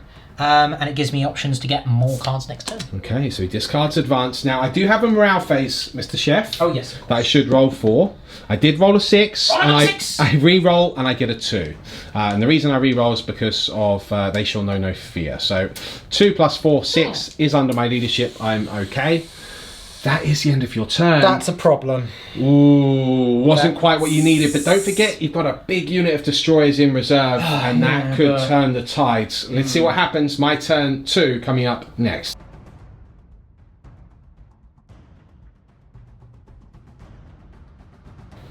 It's turn 2 for the Grey Knights. We've got Area Denial, which I think I'm going to give up this turn, and we've got secure objective 2, which I will have. Don't forget, that's worth 2 points because of the mission type. I chose take and hold. That is objective 2 here, and as we can see, all 4 units of Strike Marines have appeared in front of the Wraiths. A bit of a gambit here to try and get rid of them if we can, but one that's worthwhile, I think, because this, of course, is going to be a very, very tough unit to deal with if I don't try and tackle them early on. Meanwhile, over here, the Dreadnoughts have moved away from objective 3, and Drago has moved behind them to give them their, of course, their reroll ability to hit, which will be useful. And then over here, the Interceptors have now surrounded the warriors that just shot at them. Heed the prognosticars again. I'm now on 0 command points on the Dread Knights. Tough to deal with, but he has lost 1 wound at least. So it's something, but those warriors now are in deadly peril. Will they survive the onslaught of the Grey Knights there? I don't know. So there are 2 critical things happening here. This flank now, we're trying to dominate by killing all of these Wraiths. We've got the support fire of the Dreadnoughts to help them as well. And then over here, still on this flank, we are able to do a pincer maneuver and potentially sweep our way through here into the main lines. But we've played our hands now. The destroyers will be able to counter us next turn, and there is little that we can do about it. So we just better hope we get the kills that we need this turn. So Psychic coming up next. We're in the Psychic phase, and we're opening with, of course, Sanctuary on the Grandmaster. It is a successful cast because of the +1. So what other powers do you have over there? So they've got Astral Aim. They've got Astral Aim. Probably not going to go off. No. Well, not necessary to do. Right. Well, no, you've got nothing in cover now, have you? No, nothing in cover. And I've got Line of Sight. Yep. What's his other spell? Smite. So they can both cast Smites. That's it. He knows 1 power, can cast 2 powers. Smites I'm not fussed about because it's only going to be ever 1. Over here I've got 2 Hammer Hands and Smites all round. And over here I have Astral Aims. Why do you only have 2 Hammer Hands and 2 Smites? Don't they all know Smite and another power? So what have we got? Sorry, so forgive me. So the 2 that don't know Hammer Hands know Gate of Infinity. Okay, well, Gate of Infinity's probably neither here nor there. So I can tell you it's these 2 that have the Hammer Hand. There we go. And it's these 2 that have the Gate of Infinity. Okay, you know what? I am going to attempt to deny that from the Lord. Fair enough. So 6, 7, 8, 9. He does deny Sanctuary. Significance means that it will only be the 3+ invulnerable save. Nothing we can do about it. And so, with no further ado, we will then go on to Smite. So the Grandmaster casts Smite. Number 1! It's a 4, +1 becomes a 5 because of Brotherhood of Psychers. So 1 warrior is smitten. Then we have the Interceptors. Smite goes off, but unfortunately we don't get any bonuses. So it becomes a 12, but there isn't any D3 Smite or anything like that. So it's another warrior killed from the Interceptors over there. Does that not, like, the +1 make that 5 or 6 and no, it's the natural roll. It's 2 6s or 2 1s that makes a peril. Look, it's not my fault that I can't kill them. You need to kill your own guys. Come on now. Cut me some slack here. We will then go around over here. We're going to cast Smite onto the Wraiths. That goes off. Now, but again, because of the Brotherhood of Psychers rule that we get in the big FAQ, we ignore the stacking of making Smite harder to cast. So that's 1 wound down. We'll then cast Smite on the second unit. That goes off also. That's another wound down. We then will cast Smite on the third unit. That goes off too. It's another wound down. So Wraith destroyed. And then we will cast Smite over here. And that also goes off. That's another wound down. So doing some damage, doing what we can. Let me have a little think about what I'm doing over here with Drago. I've had a think about it, and I am going to cast Gate of Infinity on Drago himself. I do want to start using his points worth. However, we roll a 4. Gate requires a 6. So he does fail it in the time of need. So it looks like he will stay there. Nothing else from Drago this turn, and that marks the end of the psychic phase. Significant there. That could have really helped. So we're going to have to rely on a bit of luck in our shooting phase. That's coming up next. We're in the shooting phase. We're opening with the Venerable Dreadnoughts first. So they did all move. So they're hitting now on 3s, but they're re-rolling the 1s because of Drago. And we're going to open the Twin Las Cannons against, you guessed it, the Wraiths, of course. So let us do this. Twin Las Cannon. A 2 and a 1. We can re-roll the 1. Does become a 3, so we get 1 hit. Can we wound? We do get 1 wound, Chef. Can he save? Yes, he can. The Crack Missile. It's a hit. The Crack Missile is a wound, sir. So we're just hoping for a 1 or 2. Okay, no worries. You can do all the Las and Crack at the same time because AP means nothing. Yes, that's a good point. Alright, so then in which case I'll just go straight on to the next. Venerable. Because you're toughness 5, aren't you? I am, yeah. Can re-roll that 1. Yeah, great. And then 2 wounds, sir. Oh, very good. Well done. And the third and final Dreadnoughts can re-roll that 1. Does get 2 hits there. And can we get him to fail 1 save at least? No. No, you can't. So well done, Chef. He makes all of them. The Dreadnoughts have whiffed. Makes up for the triple 1. It does make up for the triple 1, exactly. So it's now up to the Strike Marines. That's coming up next. Okay, it's down to the Strike Marines now. 20 shots here from this unit onto the Wraiths. Hitting on 3s. Not bad. Not bad at all. Okay, then we're wounding on 5s. You get 15 hits there. You did, yeah. Oh, God. 7 wounds? Good news, everybody. It's only 6. It's 6 wounds. I'll do it over here. That is 1. Ooh, not bad rolling there. One's on that. 1 wound. Second unit now, rinsing and repeating into the Wraiths. Looking to take them out if we can. 5 all the way over there. 4, 5, 6, 7, 8, 9, 10 misses. There you go. That's sort of evened it out, isn't it? Yeah, that makes sense. Right, 5's the wounds though. And I do get 4 of that number, so... had to happen eventually. So killed 2. That was from which unit? It's from this unit right here, Chef. Yeah, so it doesn't matter which one I remove. They're all going to be in rapid fire. That's right. So 2 Wraiths in one fell swoop there. Not bad. I've got 2 more left to fire. Okay, we're on to the 3rd unit. Again, we just need to destroy these Wraiths. Removing those misses. The incredible rate of fire that the Stormbolters get. One of the good things that Grey Knights have. Yeah. Let's see if we can get some more wounds. 1, 2... Oh, just 2 wounds. Okay. He does make both. Well done. Okay, just 1 unit left. Final unit now against these Wraiths. Let's see. Can we drop another? Oof. Okay, it's a good round of fire. And then love to get these wounds as well. If we could drop another, would be awesome. Not really with a roll like that unless Chef is very kind to us. 3 wounds. Triple 1. Oh, we did get 1-1, so 1's 1 wounds down, but frankly, we've had 4 units of interceptors open up, plus 4 smites, and 3 venerable dreadnoughts, and we've still only killed 2 wraiths. That says a lot. It says an awful lot. We're moving on to this interceptor squad. They will be rapid firing into the warriors just in front of them, determined to try, and we can reroll 1s here because of the Grandmaster. Cool. 2's miss. And now 4's to wound.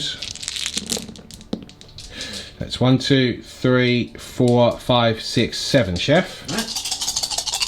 4 ups. 1, 2, Fails 3. Alright, so 3 more drop. They lost 5 this battle round so far. The Grandmaster now will fire at the warriors also. Gatling Silencer. Can reroll the 1s. 2's miss because he moved. Okay. And then it is 4's. That is 4 wounds, Chef. 4 wounds on the warriors. Yes. 4 plus. Drops 2. Okay. So let's remove. And whilst you're at it, I will do the 6 Psy Cannon, heavy Psy Cannon shots. Sure. Can reroll that 1. Okay, the 2 misses. And then this is 3's to wound. Do fail with 2 of those, and this is -1. So 3 5-up saves. Just 3, my friend. 6, a 3, and a 6. Very nice. So kills another. Could have done with losing 2 there, ironically, just to remove more from him, but I'll just take that one. Okay. So that gives me a better guarantee of killing the unit in combat, because we don't want them to get back up. So that is it. Our shooting is done. So dust settles. I don't think we've done enough this turn, to be honest, but we'll see what happens, because I do have some charges that I wish to declare, namely over here also. That's coming up next. We're in the charge phase. This unit charges the Wraiths. 9-inch charge. 6, 7, 8. Fails it. Second unit will also charge. Makes it on an 11. I'll take that. Finally, this unit will charge on that flank as well now. We're keeping this unit here because we want the 2 points for the objective. So, can I make another charge be useful? No, I can't. Okay, so just the 1 unit will do their pile in at the beginning of the fight phase in a minute. Meanwhile, over here, the Dread Knight is going to charge the warriors, sir. Okay. Got 5 left, haven't I? Okay. Right, so 10 shots. It's got a hit. Yep, no. 1 hit. 1 wound. Oh, very nice. Oh, and he takes a wound too. Very nice. Does he then make the charge? Well, on a 5, I believe he will. Because he is... Yeah, yeah. He does make it? Sure. Okay, Yeah. so 5 4 does make wouldn't it. have done. 4 wouldn't have done. Okay, so he makes it. I'll move him in a moment. And then the interceptors now, because I know I've tied up for the Overwatch, will also charge. That will be a 6. That'll do. We'll move those in momentarily. We're in the fight phase, folks, and it is this unit of Hero Strike Marines that will put an end to this monstrosity, these Wraiths. So we're activating with them first. We've just done our pile-in. It's 11 attacks because that unit does have a Justicar in it. We missed with 4, that's about right. And then, unfortunately, this is the harder part. It is 5 to wounds. But... 2 wounds. So I did get a 5 and a 5 over here. Okay, and then he gets his 3 up saves, of course. Yeah, he makes it. I mean, it was a gambit, but I had to try and do something. All right, next we will choose to activate our... I think we'll... Let me have a think. Okay, it's 11 attacks from the Interceptors. I decided to activate with them first.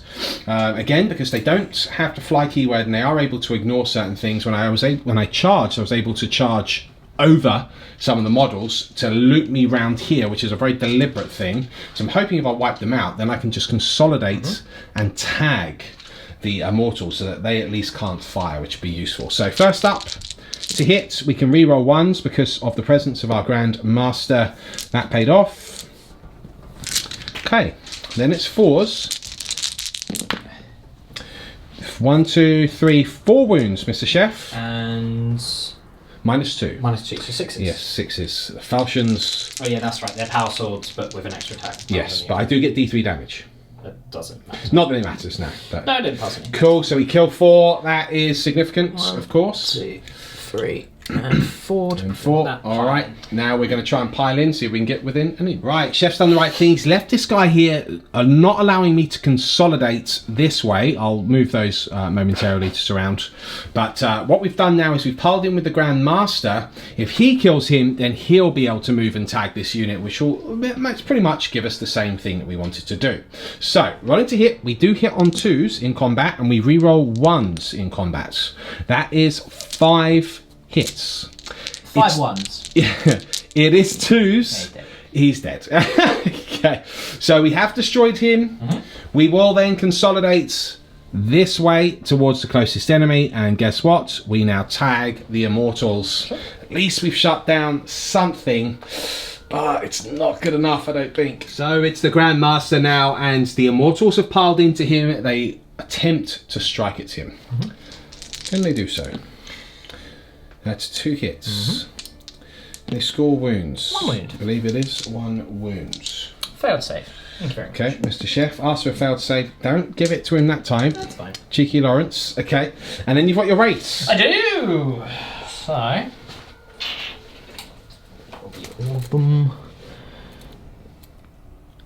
You just stand up there. So that is 1, 2, 3, 4, 5, 6, 7, 8, 9, 10, 11, 12. Freeze and freeze. Okay. Not bad. Not bad at all. Dangerous. 1, 2, 3, 4, 5, 6, 7 saves at -2. 4, 5, 6, 7. So what I would love to do here is tag you. I need a good roll. Let's do this. No. No, that is not a good roll. So 5 are killed. That is the unit destroyed.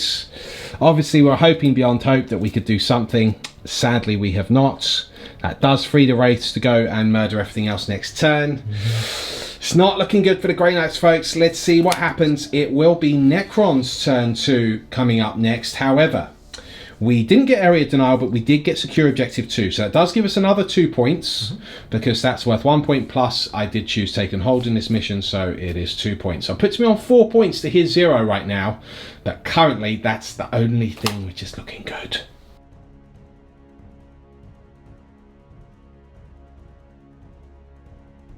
Here we go, it's turn 2. This is going to hurt. We have overwhelming firepower. He got priority orders received. Very nice. Drew secure objective 1. And then as we pan up here, oh hello, there's a load of destroyers that have just deep struck into no man's land here. And they are looking at the Grand Master because, great play, the chef has done Veil of Darkness on the Immortals out of combat, so it doesn't count as a fallback. They're not holding that objective, by the way, only the Warlord. The Warlord is holding objective 1, exactly. So he will be getting, what is it, 2 points? 2 points because it's the take and hold one for the priority was received, yes, and because of the Warlord objective, so that's 5 victory points. Yeah, it's huge. So be a lot of points and put him right back into the victory point game, which is exactly what he wants. Meanwhile, over here, the Scarabs did advance. Yep, okay, the full 6 inches, looking at, of course, tagging my Venerable Dreadnoughts over there. And then the Wraiths, one of them's actually up here, just a bit of wobbly model syndrome. But the Wraiths are here, looking at engaging these 2 units of Strike Marines. And the Immortals, we do have quite a few of the number that can see this Strike Marine units. So we're looking at taking some severe casualties this turn. We must try and weather the storm as best we can.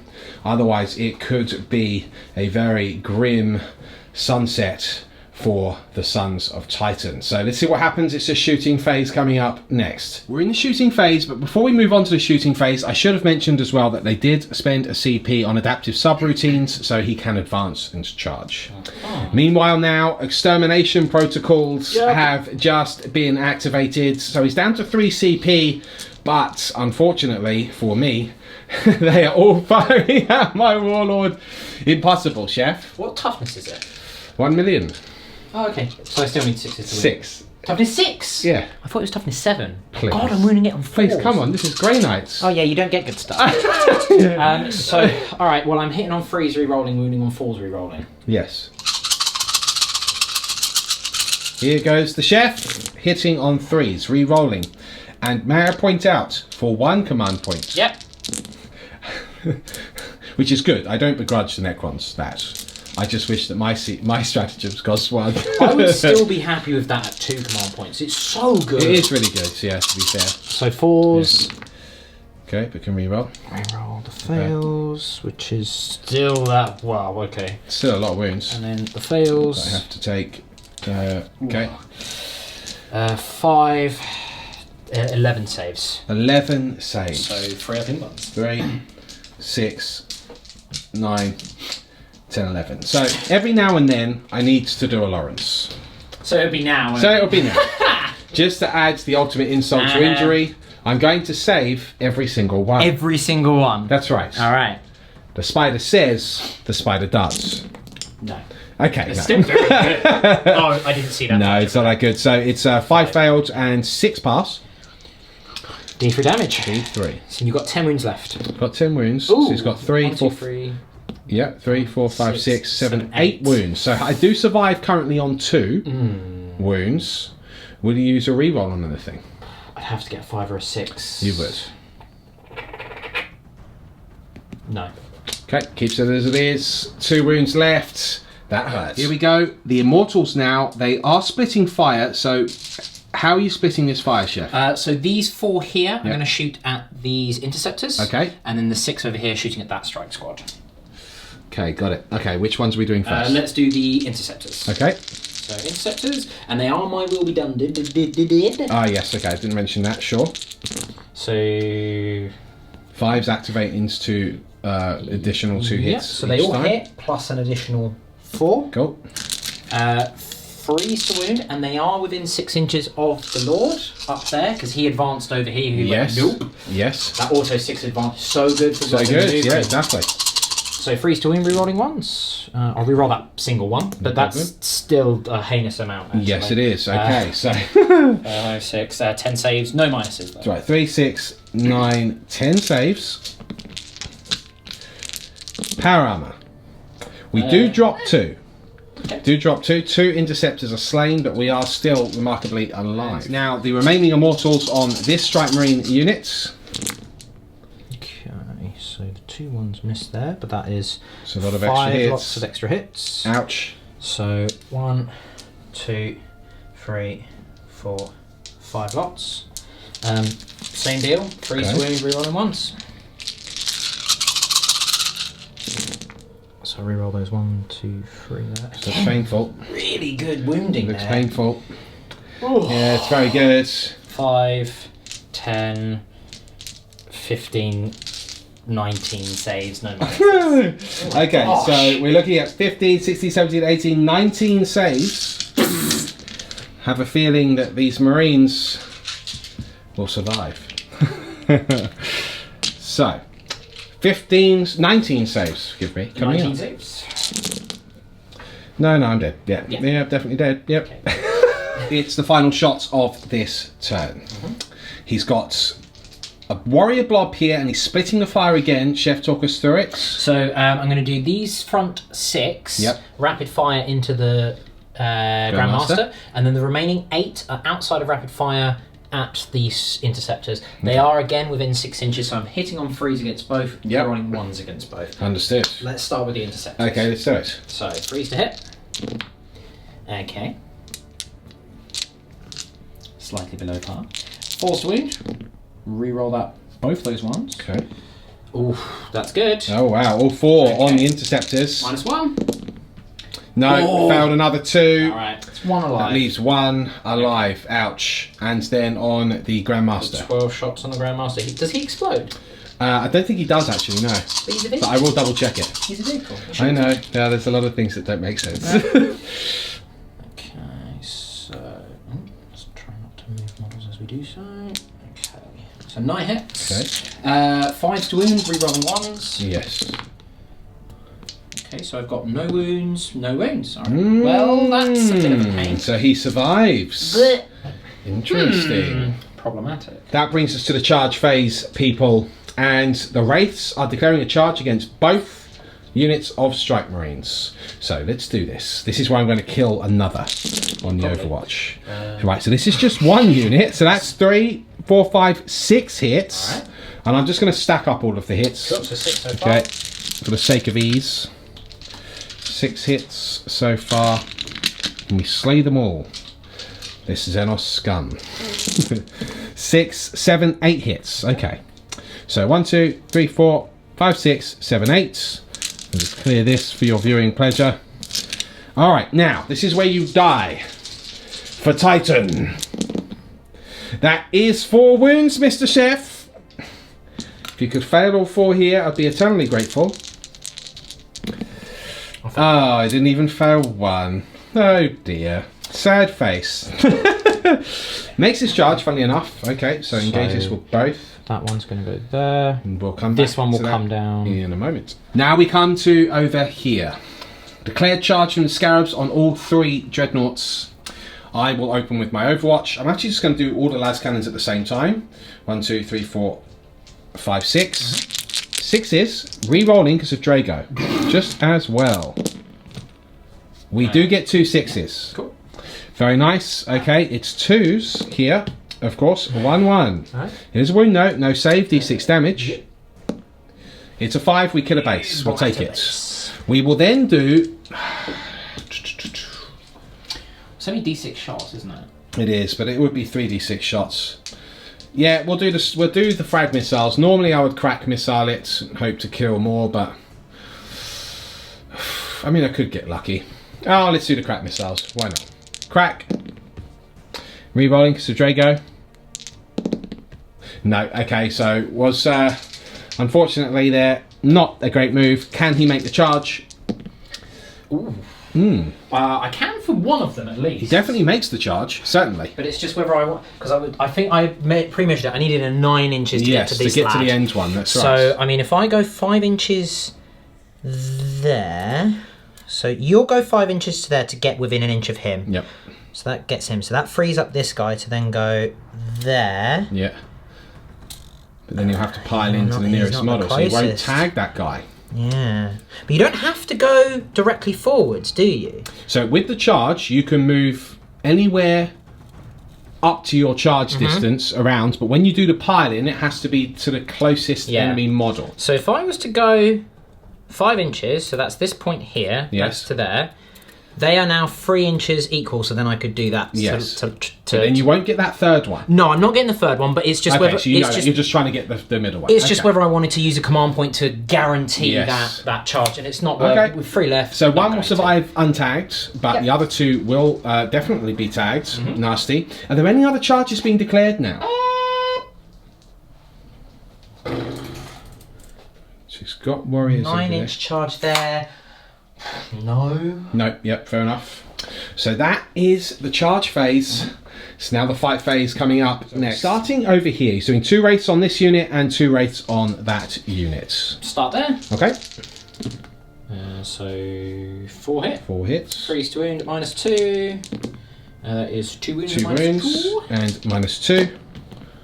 Double 1, very nice. And then same again on the other squad. Okay. Oh. Okay, just 2 hits this time. Doesn't matter. 2 wounds. Can we get some saves? We did get 1, so 1 is killed over here. I'll take that. They've done their job. They've tied them up. They stopped them from falling back. You realise that those are the 2 with Gate of Infinity, though. You killed the 2 sadly with the hammer hands. That's fine. You can only do that on one. I can only do it on 1, but I could get a unit out. I could deny it if I really wanted to. Yes, true. It's fine.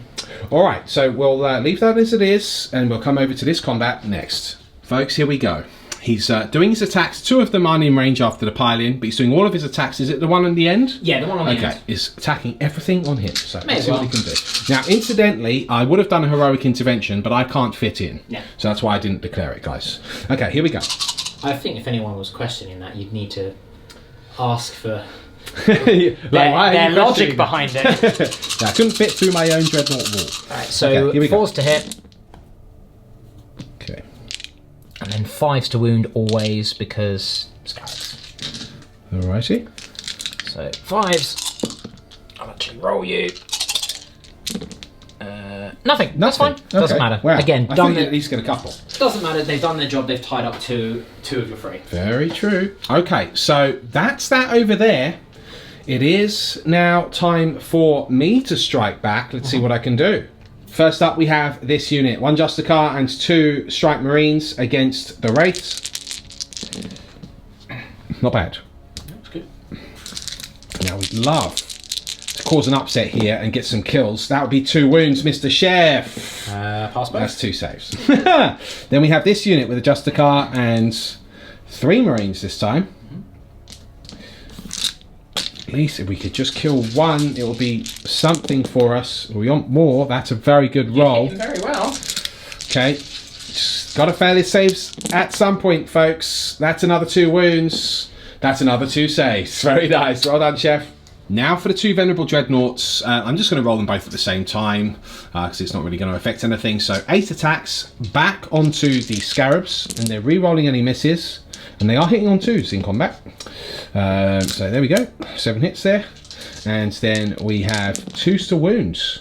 Okay, that is 6 wounds. 6 wounds. Oh, I picked up 6 dice. What a guess. 6s. 6s. No, bases another 2 bases destroyed. I'll take that. That could work. That marks the end of the turn. No morale. Oh, other than for my interceptor, forgive me. I rolled a 6. Did that last time. Followed by a 2. Did that last time too as well. So he passes. 4. He lost 4. So he's okay. You needed a 3, didn't you? Yeah. Do you want to reroll? I'll let you use no, it for thank you. Point. You sure? You might get a 1 and bring them all back. They're demons, right? Oh, yeah. Come on, Steph. Okay, so what points did you get this That's turn? fine. I mean, I still got overwhelming firepower. Sadly, I didn't get the 3 kills. No. But, I mean, I've pretty blunted them, so I'll take the 1 point for killing the strike squad. So that puts you on your first point. Yep, and then I got 5 points for that. Okay, so you got 2 points because of the taken hold, and this is worth 3. This is worth 3 because my warlord has achieved the objective. Okay, so that is a total of 5 points. Sorry, total of 6 points that you've got in this turn. Yep. Versus my 4 points. Now massively on the back foot here. 4 points. I think I'm on 4 points. Am I not? Oh yes, of course. Yeah, you got first blood. You got and I got no prisoners, and then you got the 2 points for that. Yeah, yes. Sorry, I forgot to total it up. Okay, fine. So 4 versus 6. I'm cheating. Chef is cheating. I'm cheating. Can the Sons of Titan return into this game? Well, I've got a trick or two up my sleeve, as ever. But first, we must see what cards we draw. It's turn 3 for the Grey Knights coming up next.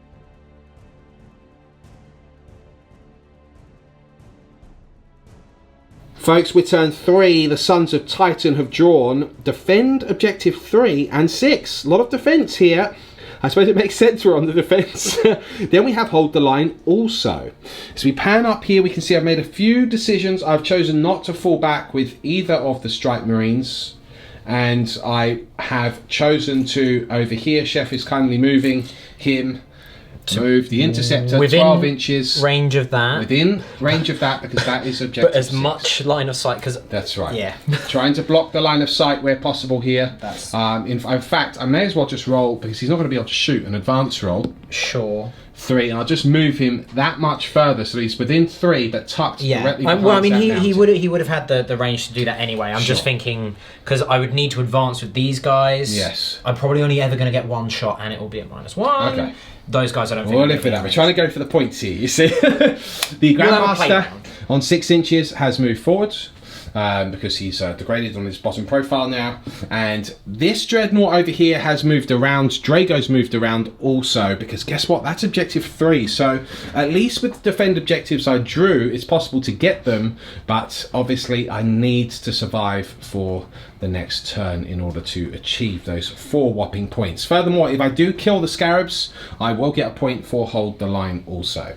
So that's the movement. It's Psychic phase coming up next. Okay, we're just going to do this nice and easy here. Smite, smite, smite, smite, basically. So smite from the Venerable Dreadnoughts. Looking at killing little Scarabs. Oh, that goes off. It's D6 mortal wounds.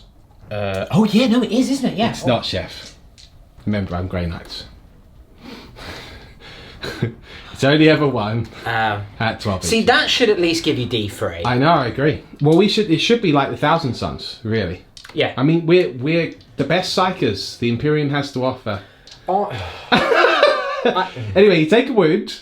So the second Venerable Dreadnought fails to cast. Drago. Mm-hmm.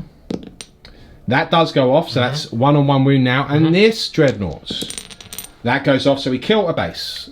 That'll do. Very nice. The Grandmaster now will cast Smites on the Immortals.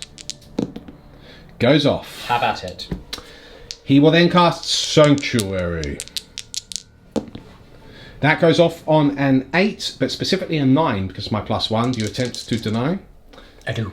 He attempts to deny. 5, 6, 7, 8. No, he fails to deny. Okay, so we've got Sanctuary. So we're back up to a 3-up invulnerable, but, you know, that's neither here nor there when you have all of those destroyers. So over here now, we're going to cast Smite with this unit, the 3 Strike Marines, against a Wraith. Certainly goes off. He's down to 1. Okay, now the second unit I could gate out to give me some extra DACA, or I could choose to remain stuck there.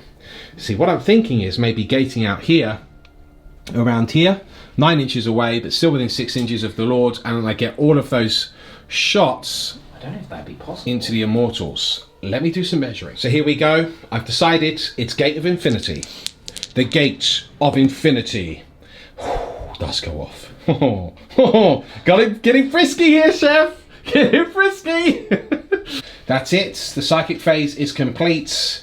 The Strike Marines have redeployed here within 6 of their Grandmaster, and just over 9 away from the warriors and the immortals. It's now time for us to do some shooting. So they're going to fire now at the immortals. Let's thin the ranks that are trying to protect their lords.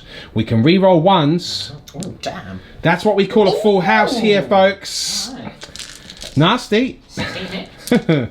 So we can absolutely butcher these immortals now. That will make things rather interesting for me. Right, we do get 1, 2, 3, 4, 5, 6, 7, 8 wounds, Mr. Chef. I'll take it. I will take 8 failed saves here, sir. You can take 2. He'll take 2, sir. So 2 are cut down by the Stormbolt of Fire. Interesting. The Dreadnought now will fire at the Destroyers. So he's got twin laser cannons. That's a 4 and a 5. Yep. So both hit there. And then to wound, sir, it's a 4 and a 2. I'm assuming your toughness 5? Toughness 5. Yep, so 1 wound and it's -3. Cool. 5 up invuln because they are infantry next to him. Certainly. Yes, next to your crypt deck, yes. Infantry! Do you make the save though? You do. Okay, so it did actually save you, significant. And then the crack missile is a hit and the crack missile is a wound. Same deal. Would be a 5 up anyway. Oh, he makes both. Significant. I was hoping to destroy at least one destroyer there, but nothing. Okay, next, Drago will fire 2 shots at the Immortals. So there we go. 2 shots from Drago, both hits. 1 wounds. And does kill nice one. I'll take it. Killed that one. Perhaps the one that's knocked over. Yes, perfect. Yeah. The Grandmaster will now fire his heavy Gatling silencer at the Immortals. Rolling to hit. Can re-roll ones. And he, by the way, guys, he needs 5s and 6s to hit because he's moved with his heavy weapon. He's on his bottom profile, so 4 hits. And then it's 4s to wound. 1 wound. Nope, fails a save, kills an immortal. And then we've got the Psy Cannon, 6 shots. Ah, not very good. And 2 1s to re-roll. No, nothing. Oh dear. Ooh. Well, that was a bit of a lackluster shooting phase overall, but we'll have to take it as it is. What we'll do now is go into the charge phase. Drago will charge. Okay, he can't fail his charge. He just moves in. They overwatch and fail. Themselves. Yeah. It's true. Now the Grandmaster. Actually, do you know what? I'm going to charge with the Strike Marines first. I think that's what I'm going to do. They do get the reroll, don't they? They do get the reroll to charge. Okay. Right, they are declaring the charge against the Lord because he's got no shooting, right? Yeah, that's correct. And the Immortals. Okay. For the sake of it. Shooting? Yeah, because you can't. I'm just thinking but you can't charge the Lord and not be within an inch of the Immortals. Correct. Okay, yeah, no, that's fine. All I'm concerned about is him having his charge blocked. Sure. If he says, I want him to strike the Lord, you'd really. Move there, or you'd move in a straight line. Yeah, but then they'll be in his way. You know what? I take it back. I have to go for the Grandmaster first. Okay. So Overwatch is the same. He's declaring the charge against both targets. Got 1 hit, which becomes 3 hits. Yep. 5s to wound. You need 5s, yeah. I'll reroll that. Nothing. Ah, yes, okay. Okay, so he does get a wound. Can I make a save? Nope. No, that's 1 wound left. Very nice. Can I charge? I can make the charge on a 6, so in I go. Next up, the Strike Marines now will charge the Immortals. They do need a 9, but they can re-roll a charge with first to the fray. Okay, well, I rolled 1 off the board. A 6 and a... Okay, so can re-roll a charge here because it would be extremely beneficial to get them in. 6, 7, 8, 9. Thank you very much. First to the fray. We're in the fight phase. We're kicking off with the Grandmaster. It's Warlord on Warlord, and I will have my pound of, in this case, steel. Or perhaps dirty alien metal. Pound of living metal. Will be attacking your Lord. Now, my weapon skill doesn't degrade, luckily. So I'm hitting you on 2s and I'm re-rolling. But your attacks degrade. Yes, but I've hit you all 3 times, Chef. Strength. Do you know what? I think I am strength 12. I think I am. I'm going to roll the dice. Sure. Right, well, it's definitely a 5, a 5, and a 4. Okay. I'm pretty sure it is times 2 strength. No, it's not, you know. I think it's plus 4 strength with the sword. It's a funny one. Oh my gosh. Which would make me strength 10 anyway. Then that would still wound on 2s. It would still wound on 2s. 6 plus 4. Yeah, so you wound on 2. Okay. It's only if you were strength, like if it was like a +3. You have been sliced 3 times here, Chef. It's fine. Inbound saves. A pass, and a pass. Oh no. That is really hideous. Okay, so that did not go to plan. His warlord will survive. Will you be interrupting before I activate my next units? No. No. Okay, so our mission has now well and truly failed.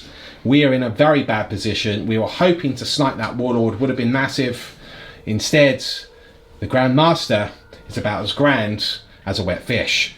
Right, so from wet fish to superheroes, it's the 4 strike marines. We are going to destroy. You're going to kill a unit of them all. There's the mortals. Rerolling the 1s. This is going to be a full house. I have the feeling. No, nearly. but not bad. Nearly. Not bad. Okay, 4s. 1, 2, 3, 4, 5 wounds. -2. That's 1 for each you have left alive. 5 ups. Let's kill them all. Come on. No. Oh, nearly though. Only 1 is left alive. Oh no. Oh, yes. No. Oh no. Oh yes. And did you know that your immortal pride doesn't work whilst within 6 inches of a Grand Master? Oh really? Yes. Are they more prideful than me? Yes. Yeah, that's what I thought. Marvelous. No. Now for our Lord Commander, the Grand Master. It's Drago versus the most deadly of foes, the Scuttling Scarab. 2s. He hits every single time, Chef. So he's strength 8? Strength 1 million. Okay. They're dead. They are dead, Chef. Smack.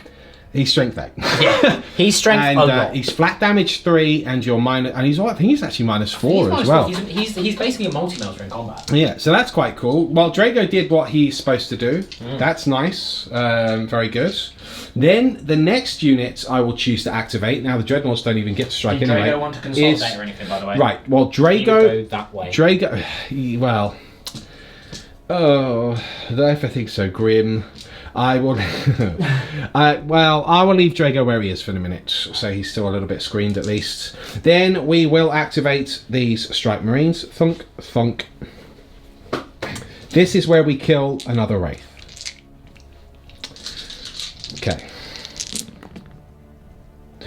Okay, well that's 3 hits. It's 3 hits. Marvelous. Okay, that's the fight face done for the Grey Knights. It's now time for the Wraiths to strike. Can the Wraiths finish off? So I've only got the 3 in range. Yes. Got over eager with my piling. Yep. 3's to hit. Okay. 1, 2, 3, 4 miss. Okay, I'll take that. 3. You could fail to wound with everything. Failed to win with 2. It does fail to wound with 2. It's very interesting. Now if I roll 3 5s and 6s, we survive. Well, 1 survives. He will be the Justicar. We'll take it as it is. Now the Lord himself, who thinks he can be somebody, who to be fair clearly was when he completely denied the attacks of a Grand Master of the Grey Knights. Yep, I didn't mess about. Now, the question is do I want to use a command point to do an entropic strike?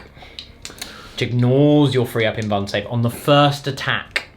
Just on the first attack. Well, I've only got 1 wound because I've rolled a 1 for you twice, even with the 2 It's true, it does a flat 3 damage, but it's -4. So you'd get only a 6 up save rather than a 3 up save. Interesting. I'm not going to do it. Okay, are you sure? Yeah, I'm sure. Okay. I am -1 to hit though, because it's basically a power fist.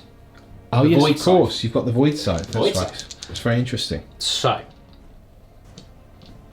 3's to hit. Okay. He's hit 3 times, Chef. Strength 10 now, because times 2 Well, rather than being +2. a Dread Knight Grandmaster, I'm toughness 10. That's fine. I'm winning on 3s. Oh, Chef! Oh no! You know how to make things interesting, don't you? No. Chef. I need a 3+ save here, Yeah, because you sanctuary. or my Grandmaster will die, and that would suck. It would suck. So let's do it in a stylish way. Let's do a 6. I'm sorry, but now you know what it feels like to be me. Yeah. Yeah, that's Warlords. And I think with him, perhaps the hopes of the Grey Knights, although a spider does not give up. That was... Not with my favourite army, not with the Sons of Titan. Anyway, nonetheless, you notice the slight little shuffles happened here. Now, this was supposed to happen before, after they had struck. They would have piled in, or consolidated rather, into the Lord.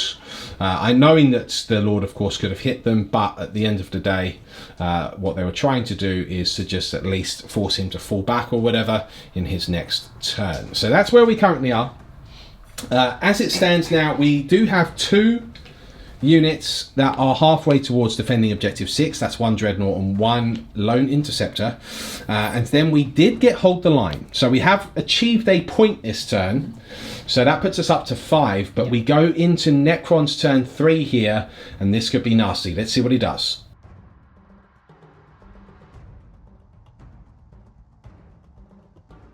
Folks, it's the beginning of Necron's turn 3. He's got Defend Objective 4, which is in the middle of the board. He's got Mission Critical Objective. He rolled a 3, which is the one that my Dreadnought's currently defending. He's got Behind Enemy Lines. Now, before we go into the details of the movement phase, he must, of course, roll for Reanimation. 9 Immortals here. Yeah, and we didn't do Morale because of Immortal Pride. Yes, exactly. So start deleting your YouTube comments. Yes, he did not have to auto... He didn't have to... fail his morale. So here we go. 5s. I bring back 2. 1.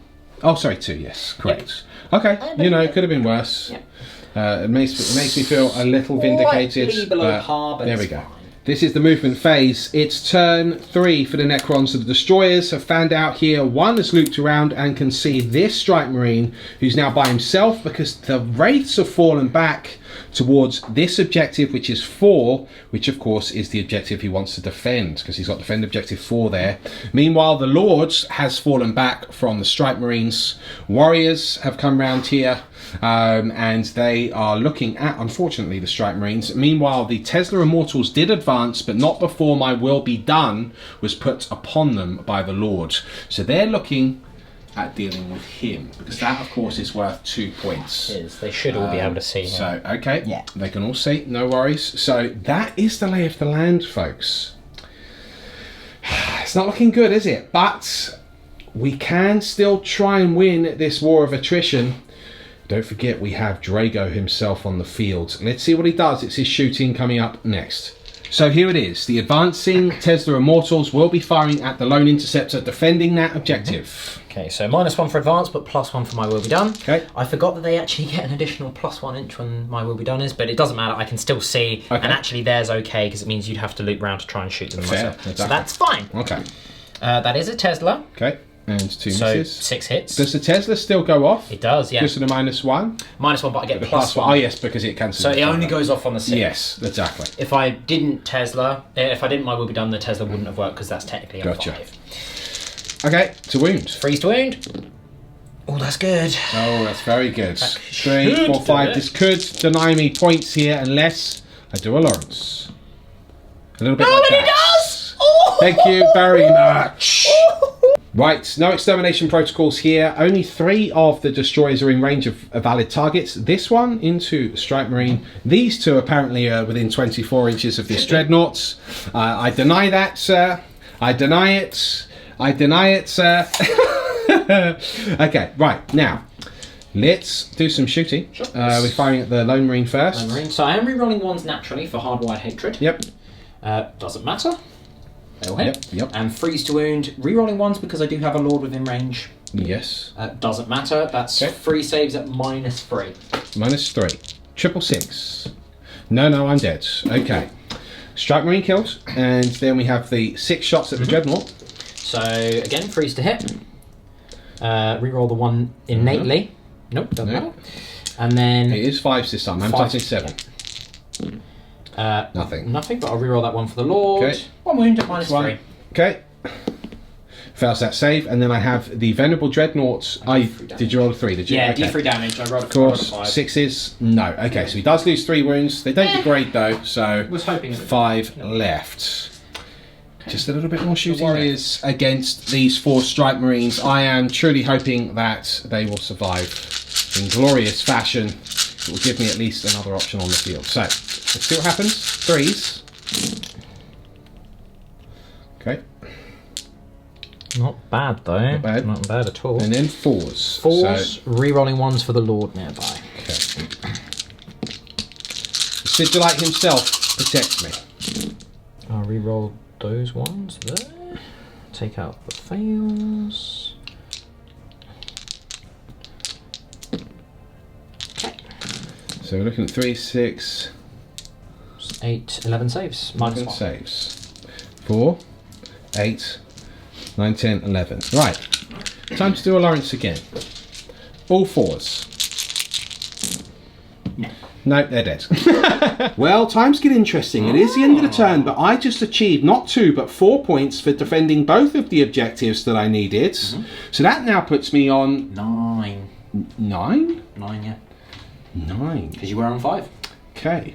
So I'm on 9 points, and Chef, what are you doing? You're discarding mission critical objective, which is 3. I'm going to keep objective 4 because I've got wraiths on it. Yep. And I'm going to keep it behind enemy lines because the wraiths are going to be probably getting there next turn. So how many points are you on now? I'm on 7 at the moment, would you believe?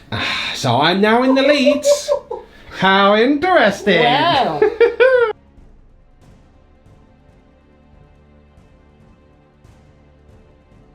It's turn 4 for the Grey Knights. We've done some movement.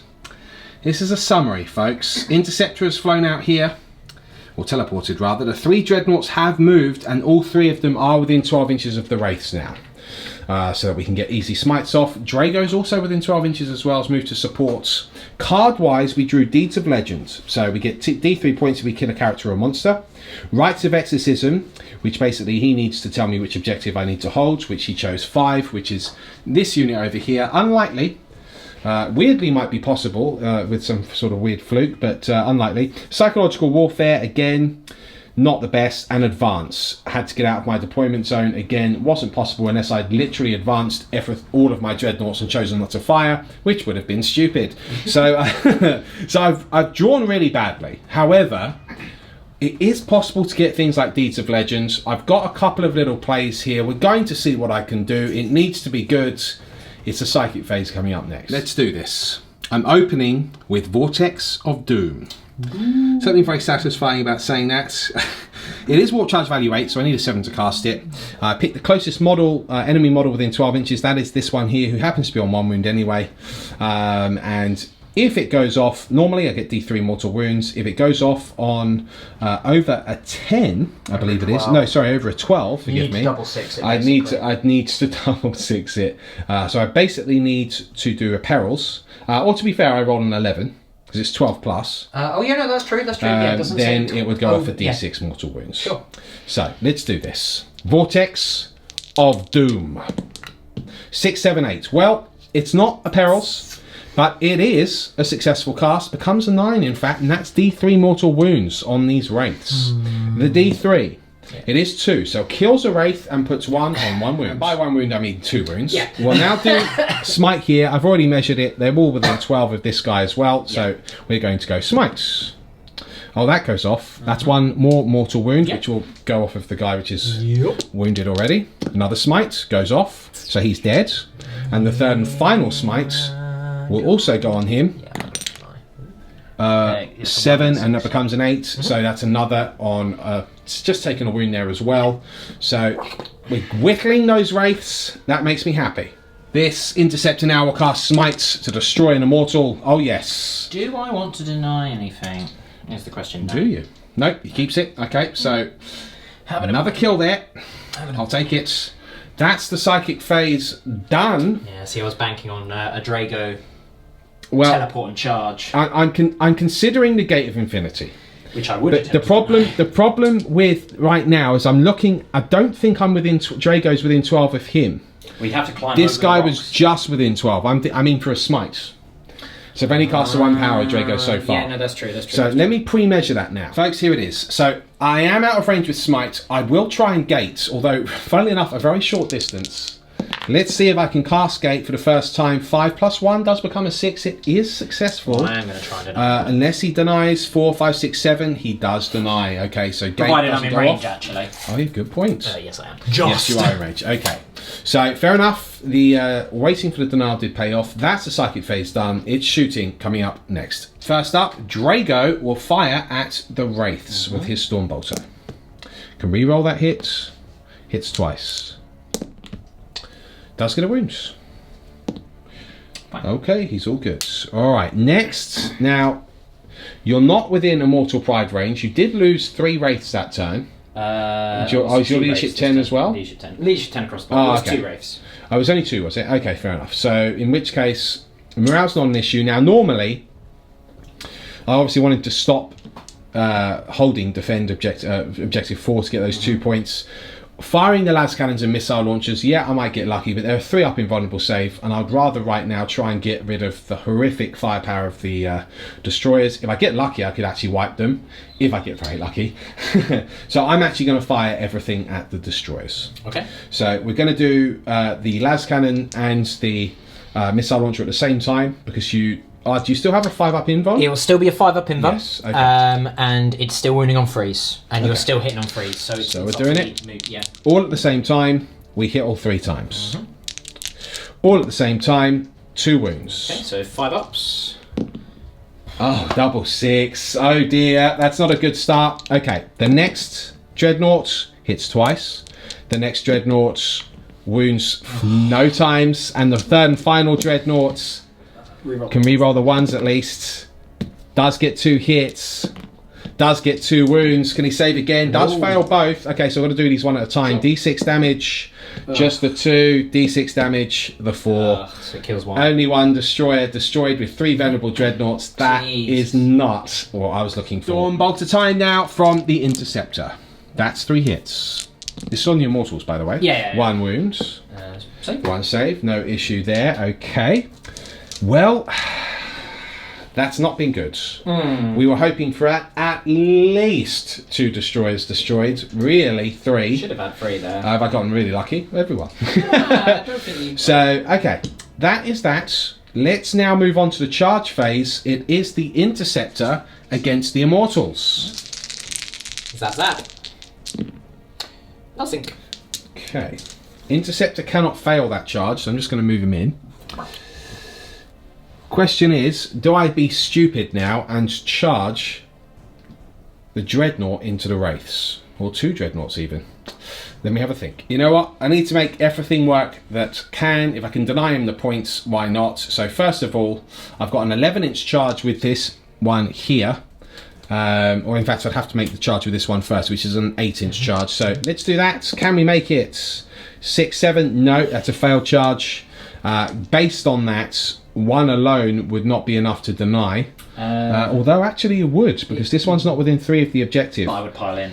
You would pile in, of course, yes. Okay, so no, there's very little points trying to charge then if that's the case. So in which case we'll go straight to the Interceptor. Can he at least try and save the day here? He's got 3 hits, he's doing well.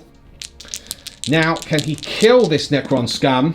He's got 2 wounds. It's 1 for each of them. He could fell them both. -2, yeah. I'd promote him to be a Grandmaster. Because then he'll die even quicker. No. Oh yeah, good point. He kills both with a double 1. This guy is... he's a hero. This guy is Maximus Decimus Murderous. Okay, that is the end of the turn. I'm going to get rid of Psychological Warfare. I didn't achieve any of these cards, sadly.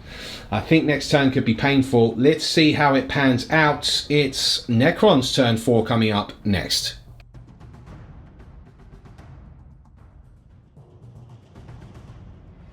This is it. It's turn 4. He's secured the defend objective 4 in my last turn, so he's on 9 points as well, just like me now. He's got behind enemy lines still, drew assassinate, secure objective 6, and no prisoners. Doesn't look like he'll be taking too many prisoners as we go up to here. The destroyers are still within 3 inches of the Cryptek. The Wraiths have, of course, moved towards the Dreadnoughts. The Warriors have had their will be done by the Lord, who has advanced to take objective 6, which will get him another point and put him in the lead. So that's the lay of the land. Let's see what he does in the shooting phase. The Warriors are now attempting 14 shots on Maximus. All in range. The Fools. They believe that they can deny his power. I'm hitting on 2s because of my will be done. Apparently. Yeah. Wounding on 4s, rerolling 1s for the Lord nearby. Okay. 1, 2, 3, 4, 5, 6, 7, 8 saves at -1. 8 saves. Maximus fears nothing except death. We're now into extermination protocols. I should have mentioned as well, we did do a reanimation roll. He did fail it just for that one destroyer. So he's down to 2 CP now, and this unit fires at... so 2 of them are firing at the wounded... The 5 Grey wounds Knight. one, yep, okay. Dreadnought, yes. 3 of them are firing at the healthy one next to them. Okay, fine. So the 2 guys. Okay. Rerolling 1s naturally. Okay. Thankfully. Okay. Okay.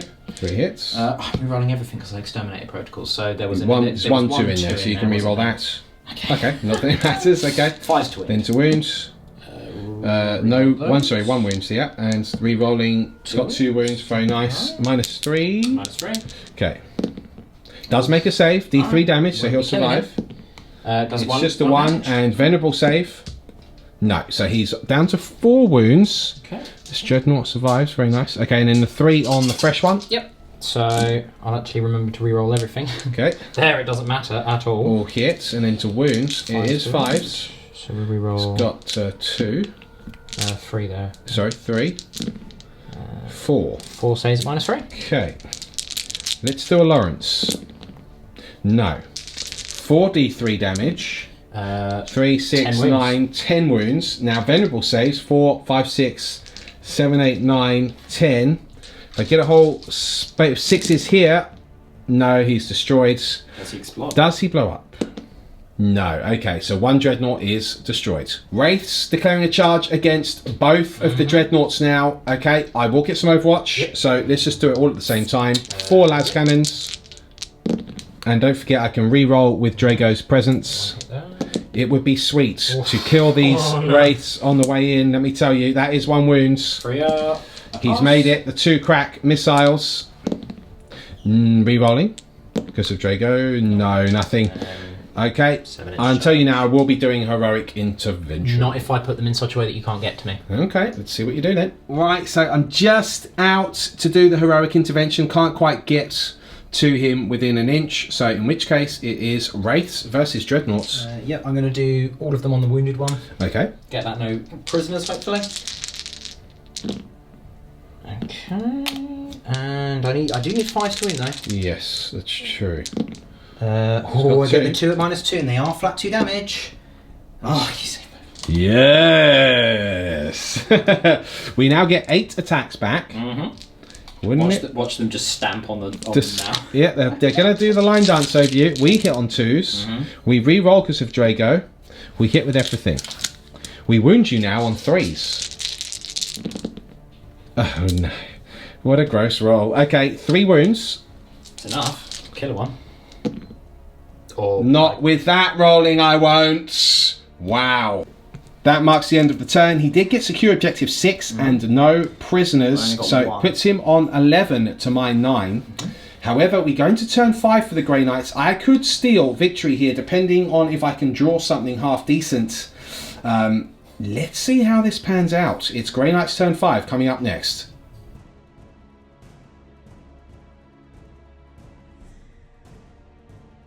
Folks, it's not been a great draw, but we do have potential. Got defend objective 1, that's in the middle of the board. Behind enemy lines, okay. Deeds of Legend, killing a character, sure. Rites of Exorcism, well, no. Advance, that is definitely possible.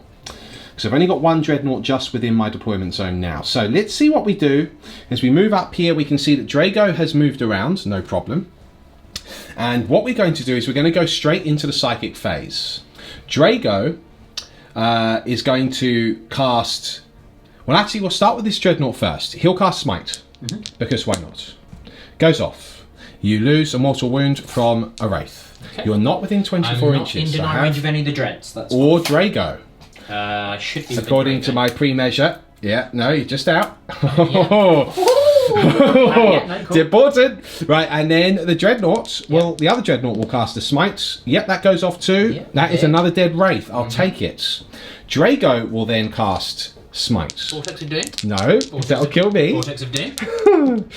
That goes off too. Yep. So that's another mortal wound on that Wraith. Sure. He will then cast Gate of Infinity on that Dreadnought. Okay. Yes. Goes off, and I needed that. This could be significant, folks, as you watch the ultimate play of the Spider. Good news, everybody. We're in the shooting phase, and guess what? Because of killing that Wraith, this Dreadnought's no longer within an inch of that Wraith. We're no longer in combat. That means we can shoot. That means I'm very happy. But more importantly, you want to see what happened over here. Oh, hello. Yeah. Line breaker. Behind enemy lines, potentially slay the Warlord. Deeds of Legend. Mate, that could steal it. It could be amazing. We could cause an upset here against all of the Necron fans out there. But you know what? On behalf of the Grey Knight fans, I do not care. Okay, right, so let's see what happens. All jokes aside, I need this to happen, otherwise I lose. So, we're going to do some shooting. First up, he's going to rapid fire into your Wraith. Because why not? He hits with everything. He wounds 3 times. Chef, things are getting frisky here. 3 times, yeah? 3 times. 3 times? He rolled 3.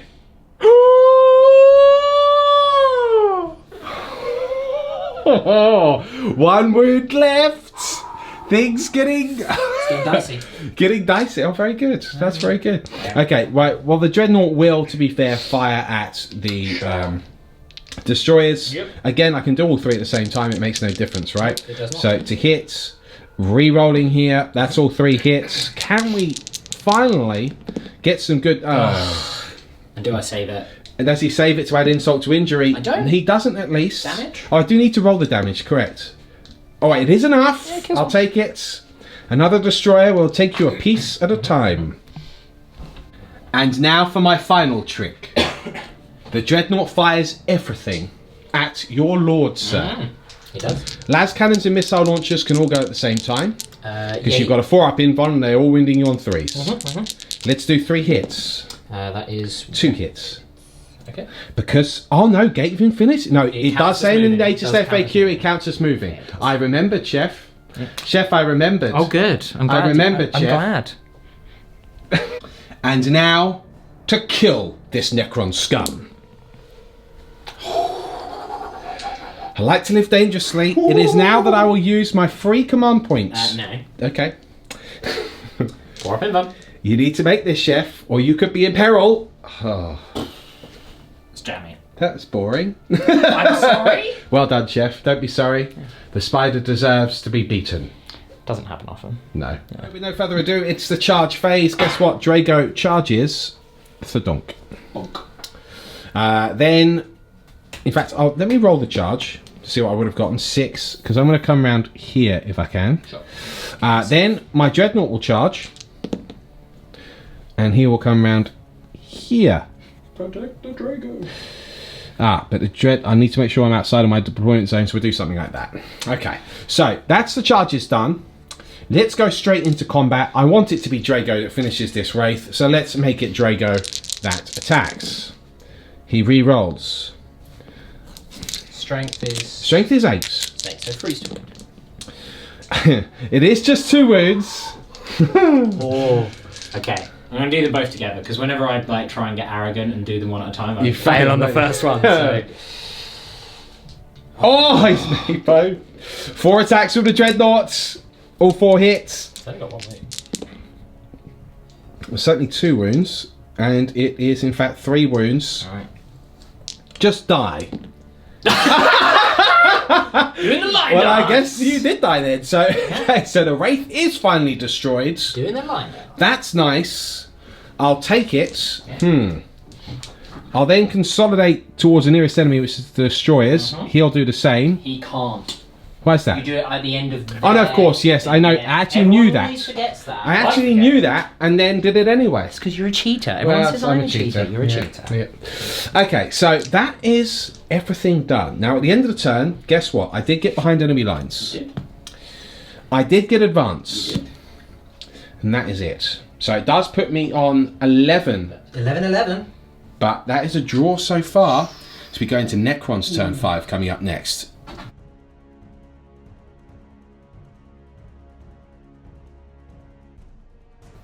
Here it is, turn 5. Necron, still assassinate in play, reclaim and recapture. That's unfortunate. He rolled a 3, which is objective 3, which is in my deployment zone, so he's not getting that. Witch Hunter, very possible. Slaughter the Living, very possible. Defend objective 6. Well, he's foregone that. It was over there. It was over there, and of course the Lords now, as we can see, has moved around the rock face. Yeah. He does not want to risk being shot by the Dreadnought again. And then we have the Warriors that have pretty much remained in position. The Cryptek with the Chronometrons moved over here. The Destroyers have fallen back round here to ensure that they're not in charge range with Drago unless he gates. And that is the lay of the land. It's shooting next. Let's see if he can finish this Grey Knight force. In the shooting phase, the Warriors open up against the Dreadnought. We will survive. No. For Titan. Yes. No. For Titan. No. For Titan. Two's to hit. Because they were my will be done. For Titan, Chef. Listen. Oh, God. You've missed a lot, Chef. That was pretty whiffy. 6 ones there. He's missed a lot there. 5's to wound. Impossible. Rerolling ones. Reroll those 3 ones there. Okay, didn't matter. Is that 4 wounds? 5 wounds? 5 wounds at -1. Impossible. Oh, grim. Well. We failed 4 saves out of 5. We need our venerable saves to go off now, otherwise that will be a very upsetting turn of events. And he's destroyed. Does he blow up? No. Oh dear, that's not cool. That's not cool at all. And just like that, bad luck when you don't need it opens up Drago. But he will survive this. Yeah. So I did bring a Destroyer back. Yes, you did. We did. I failed to mention that with reanimation. I'm not going to use Extermination Protocols, and there is a reason for that. Okay. Because it will leave me with 1. It would only leave me with 1 command point left, and I do have a cunning plan. Well, not a plan, a contingency plan. Sure. Anyway, freeze to hit him, rerolling once. Yes. Okay. That is an extraordinary roll. Yeah. Extraordinary. Freeze to wound. No rerolls here, though. Yes. I mean, Extermination would have been quite nice there, but... Okay, that is 6 wounds. Yeah. Right, can we just get some decent saves? No. Oh. We failed 4 out of 6. He's got 7 wounds, though, doesn't he? Does have a lot of wounds. I think it might even be 8 wounds, actually. He's not a Dreadnought. He is pretty incredible. Well, I did...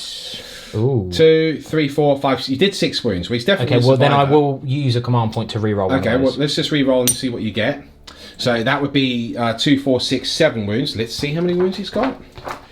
It is 7 or 8. I remember being surprised by the amount of wounds he had. It is 7. Okay. So he is dead.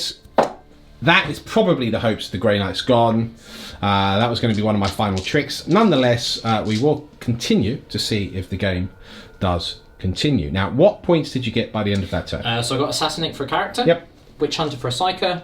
Slaughter the Living for at least 1 enemy unit completely destroyed. So that's 3 points. That's 3 points. So that puts me on 12, 13, 14. Cool. If the game were to end, I would have Line Breaker, so would you. Yep, so that would put you on 12 to my 15. Okay. Does the game continue? Who had first turn? I did. You roll for it then, I believe. Okay. Let me check that, make sure we're doing it all correctly. All right. You never know. I'm sure there's some silly thing that isn't done like that. That's how it looks. Well, right now, I mean, it doesn't really matter in some ways. Not really, but just for the sake of doing it properly. Okay. The player who had first turn must roll a d6. Okay. Roll for free. Game continued. The game fails to go on. And with that, the Grey Knights lose. And it is proven in the battle between the 2 worst codexes that the Necrons are better. And just like that, the game is complete. Indeed. That is the first game that my Necrons have won on the channel since 8th edition. Really? Yep. Impossible. Nope. I've used them 4 times. Against you twice, and against Stick twice. You've not played Bone with your Necrons yet? Not in 8. I don't suppose you have. I don't think I have it. I don't think I did in 7, actually. Well, anyway, but I think your list is good. Yeah. Well, I mean, as good. Relatively against the Grey Knights. Relatively good for a balanced Necron list. Yeah. Ironically, the game that I win is the one that has 6 destroyers in it. Of course. You know, well, it made all the difference. Well, I mean, they kind of did, but... Well, they do what they need to do. Yeah. I think that the thing with the Grey Knights, it's not the best list. And obviously Necrons generally pay too much for what they get, but Grey Knights pay more. Well, I mean, I was actually really quite outnumbered. Oh, hugely, which is a rarity for Necrons. Yeah, and you've got that sweet toughness 5 against the Stormbolters, plus a great save, often invulnerable, like Wraiths and so forth. I was very and then can get back up. Well, sure. I mean, let's not take away from your play. No. You were lucky, and I was actually tragically unlucky at points. But I mean, pinging off 9 las missiles. Yeah, well, that was really bad. But I think list versus list, I do think the Necron list is kind of a bit of a boogie man against the Grey Knights there. Like the las cannon dreads and missile launchers are cute, but they're not that great against things like Wraiths. I don't have the rate of fire to really deal effectively with things like destroyers and Wraiths, because the rate of fire I do have is strength 4. Yeah. So I can up it, but as you can see, you jumped because it cost me double. All my stratagems cost, like, you're spending 1 command point and you're re-rolling everything. Yeah. I spend 2 command points for a minor buff. It doesn't mesh very well. Having said that, the Grey Knights could of course win this game. Yeah. I think I've had a little bit more average luck. I was hoping when I whiffed against all of those Wraiths with all 3 Venerable Dreadnoughts and made all your saves, I was hoping if I just killed 1 or 2 more, that would have made a massive difference. And again, and the Grandmaster against the Overlord as well, like he hit with all 3, he wounded with all 3, and I just went, nah. And then even when I get the Dreadnought 3, you made those saves as well. So he's a true dynastic Overlord. Yeah, which is rare, because normally he dies horribly. But yeah, I think overall, I do like your Necron list. I think it's quite balanced because you do have a variety of threats. Yeah, which is... it's a shame that I didn't actually get to use the Tomb Blades to their full effectiveness, but... I had to take them out. You had to. Would have been even worse for me if I didn't. And the thing is, though, I mean, like, I'm disappointed that I didn't get to use them, and I know that they're sort of one of those things where people are kind of like, I'm interested to see what the Tomb Blades do, and they died horribly turn 1. Yeah. But if you think about it, actually, 200 and something points that absorbed all of your shooting. Well, all of the interceptors, 3 Venerable Dreadnoughts. The Grandmaster. And the Grandmaster. But again, I think it's really indicative, like the Grandmaster's fire, I mean, I'll be honest, guys, it's just not very good. How many points is he? He's just shy of 300 points. And I know a lot of people will be commenting saying, but he's incredible, he's got this 2+ invulnerable save. Yeah, for a couple of turns at most. Yeah, and it's not. And I'll be honest, even when you get him into combat, he's not that incredible. Because I tell you why, this is the difference, guys. For 54 more points, so the Grandmaster's 285, but I can get a Gallant for 354. Yeah.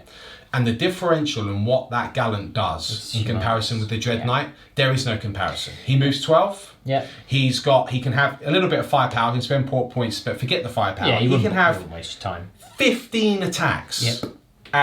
With his tap dance. Yeah. He's got stratagems to do like the Mortal Wound Death Grip. Okay, he's got 24 wounds, double my wounds. He's toughness 8.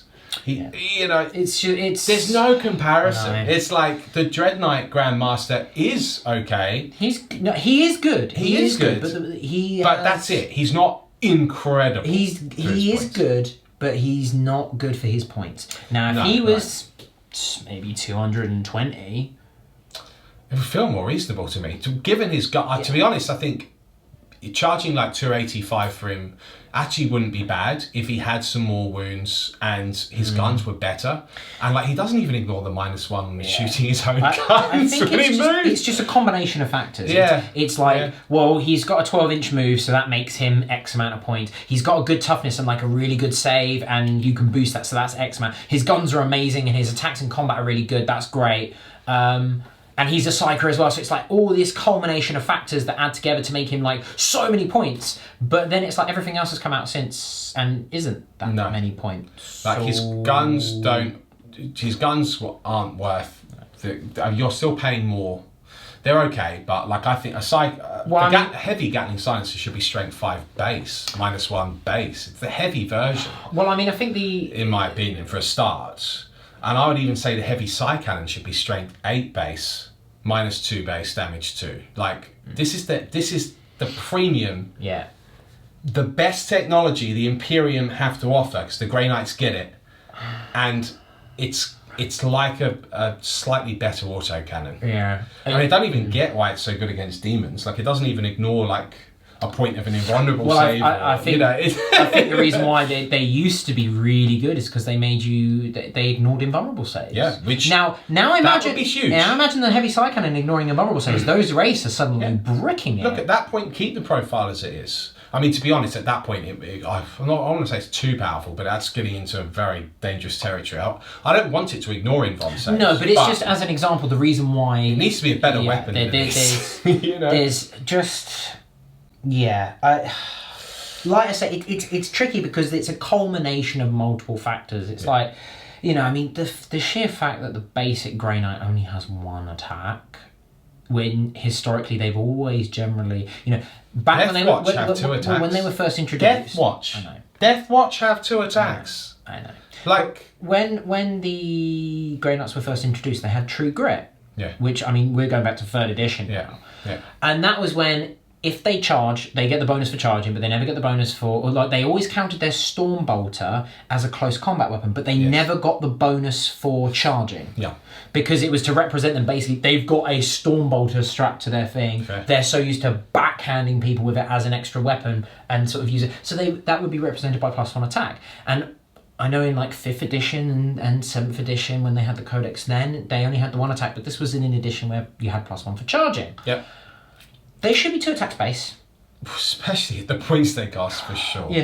Yeah. I mean, even like... But again, it comes down to that. Do we really want to see them going down to 15, 16 points a model? Well, I don't know. I'd rather not. I'd rather not see Marines as hordes. I'd just rather they were better. And it's not, the thing is, it's not just Grey Knights, guys. It's Marines in general. Sure. But Grey Knights suffer even more because they're paying for all of these additional rules, which you can't always use. Yeah, they're paying the premium for a 12-inch smite and a Stormbolter. Well, I say they're paying the premium for a Stormbolter. They're paying they're paying the premium for the ability to take the Stormbolter, which you still have to pay points for, and their power weapon, which is, the D3 power weapon's very good. No, the power weapon's good. But there's with 1 nothing attack, wrong it's with nothing. It's nothing to scream about. It's still strength 4, Look, they need a massive overhaul. Yeah. Like even things like a Dreadnought close combat weapon costing twice the points of the missile launcher doesn't make any sense because it can't be active from turn 1, almost never, It just, it needs major addressing. There's some major point tweaks, and that would have to apply to all Marines. Yeah, and everyone. With the big FAQ and the Grey Knights didn't get an update again,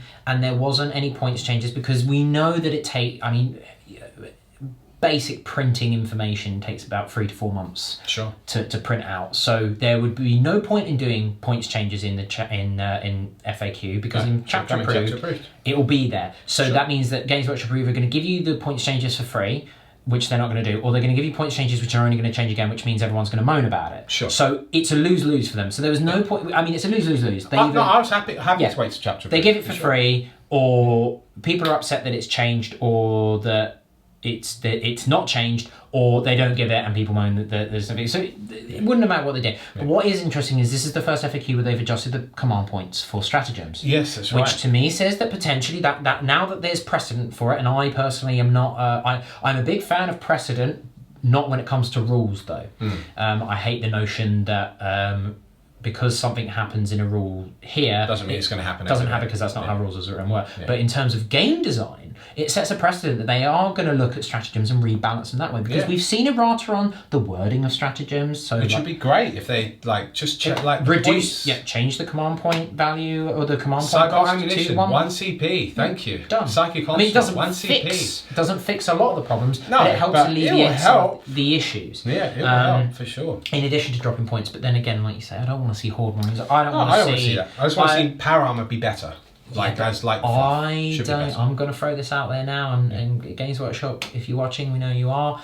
I do not think that you're going to change the profiles of Marines or add in any extra rules for power armor, because the way that 8th edition has been designed is to adjust everything on points and errata. Now, I mean, they might just go add in this rule, but then they've got to do that in every single FAQ for every single Space Marine power armor. But it's very easy though. In my opinion, you can just go, right, Adeptus Astartes, Heretic Astartes, Death Guard, Thousand Suns, basically Space Wolves, any Blood Angels, any power armor faction. Yeah.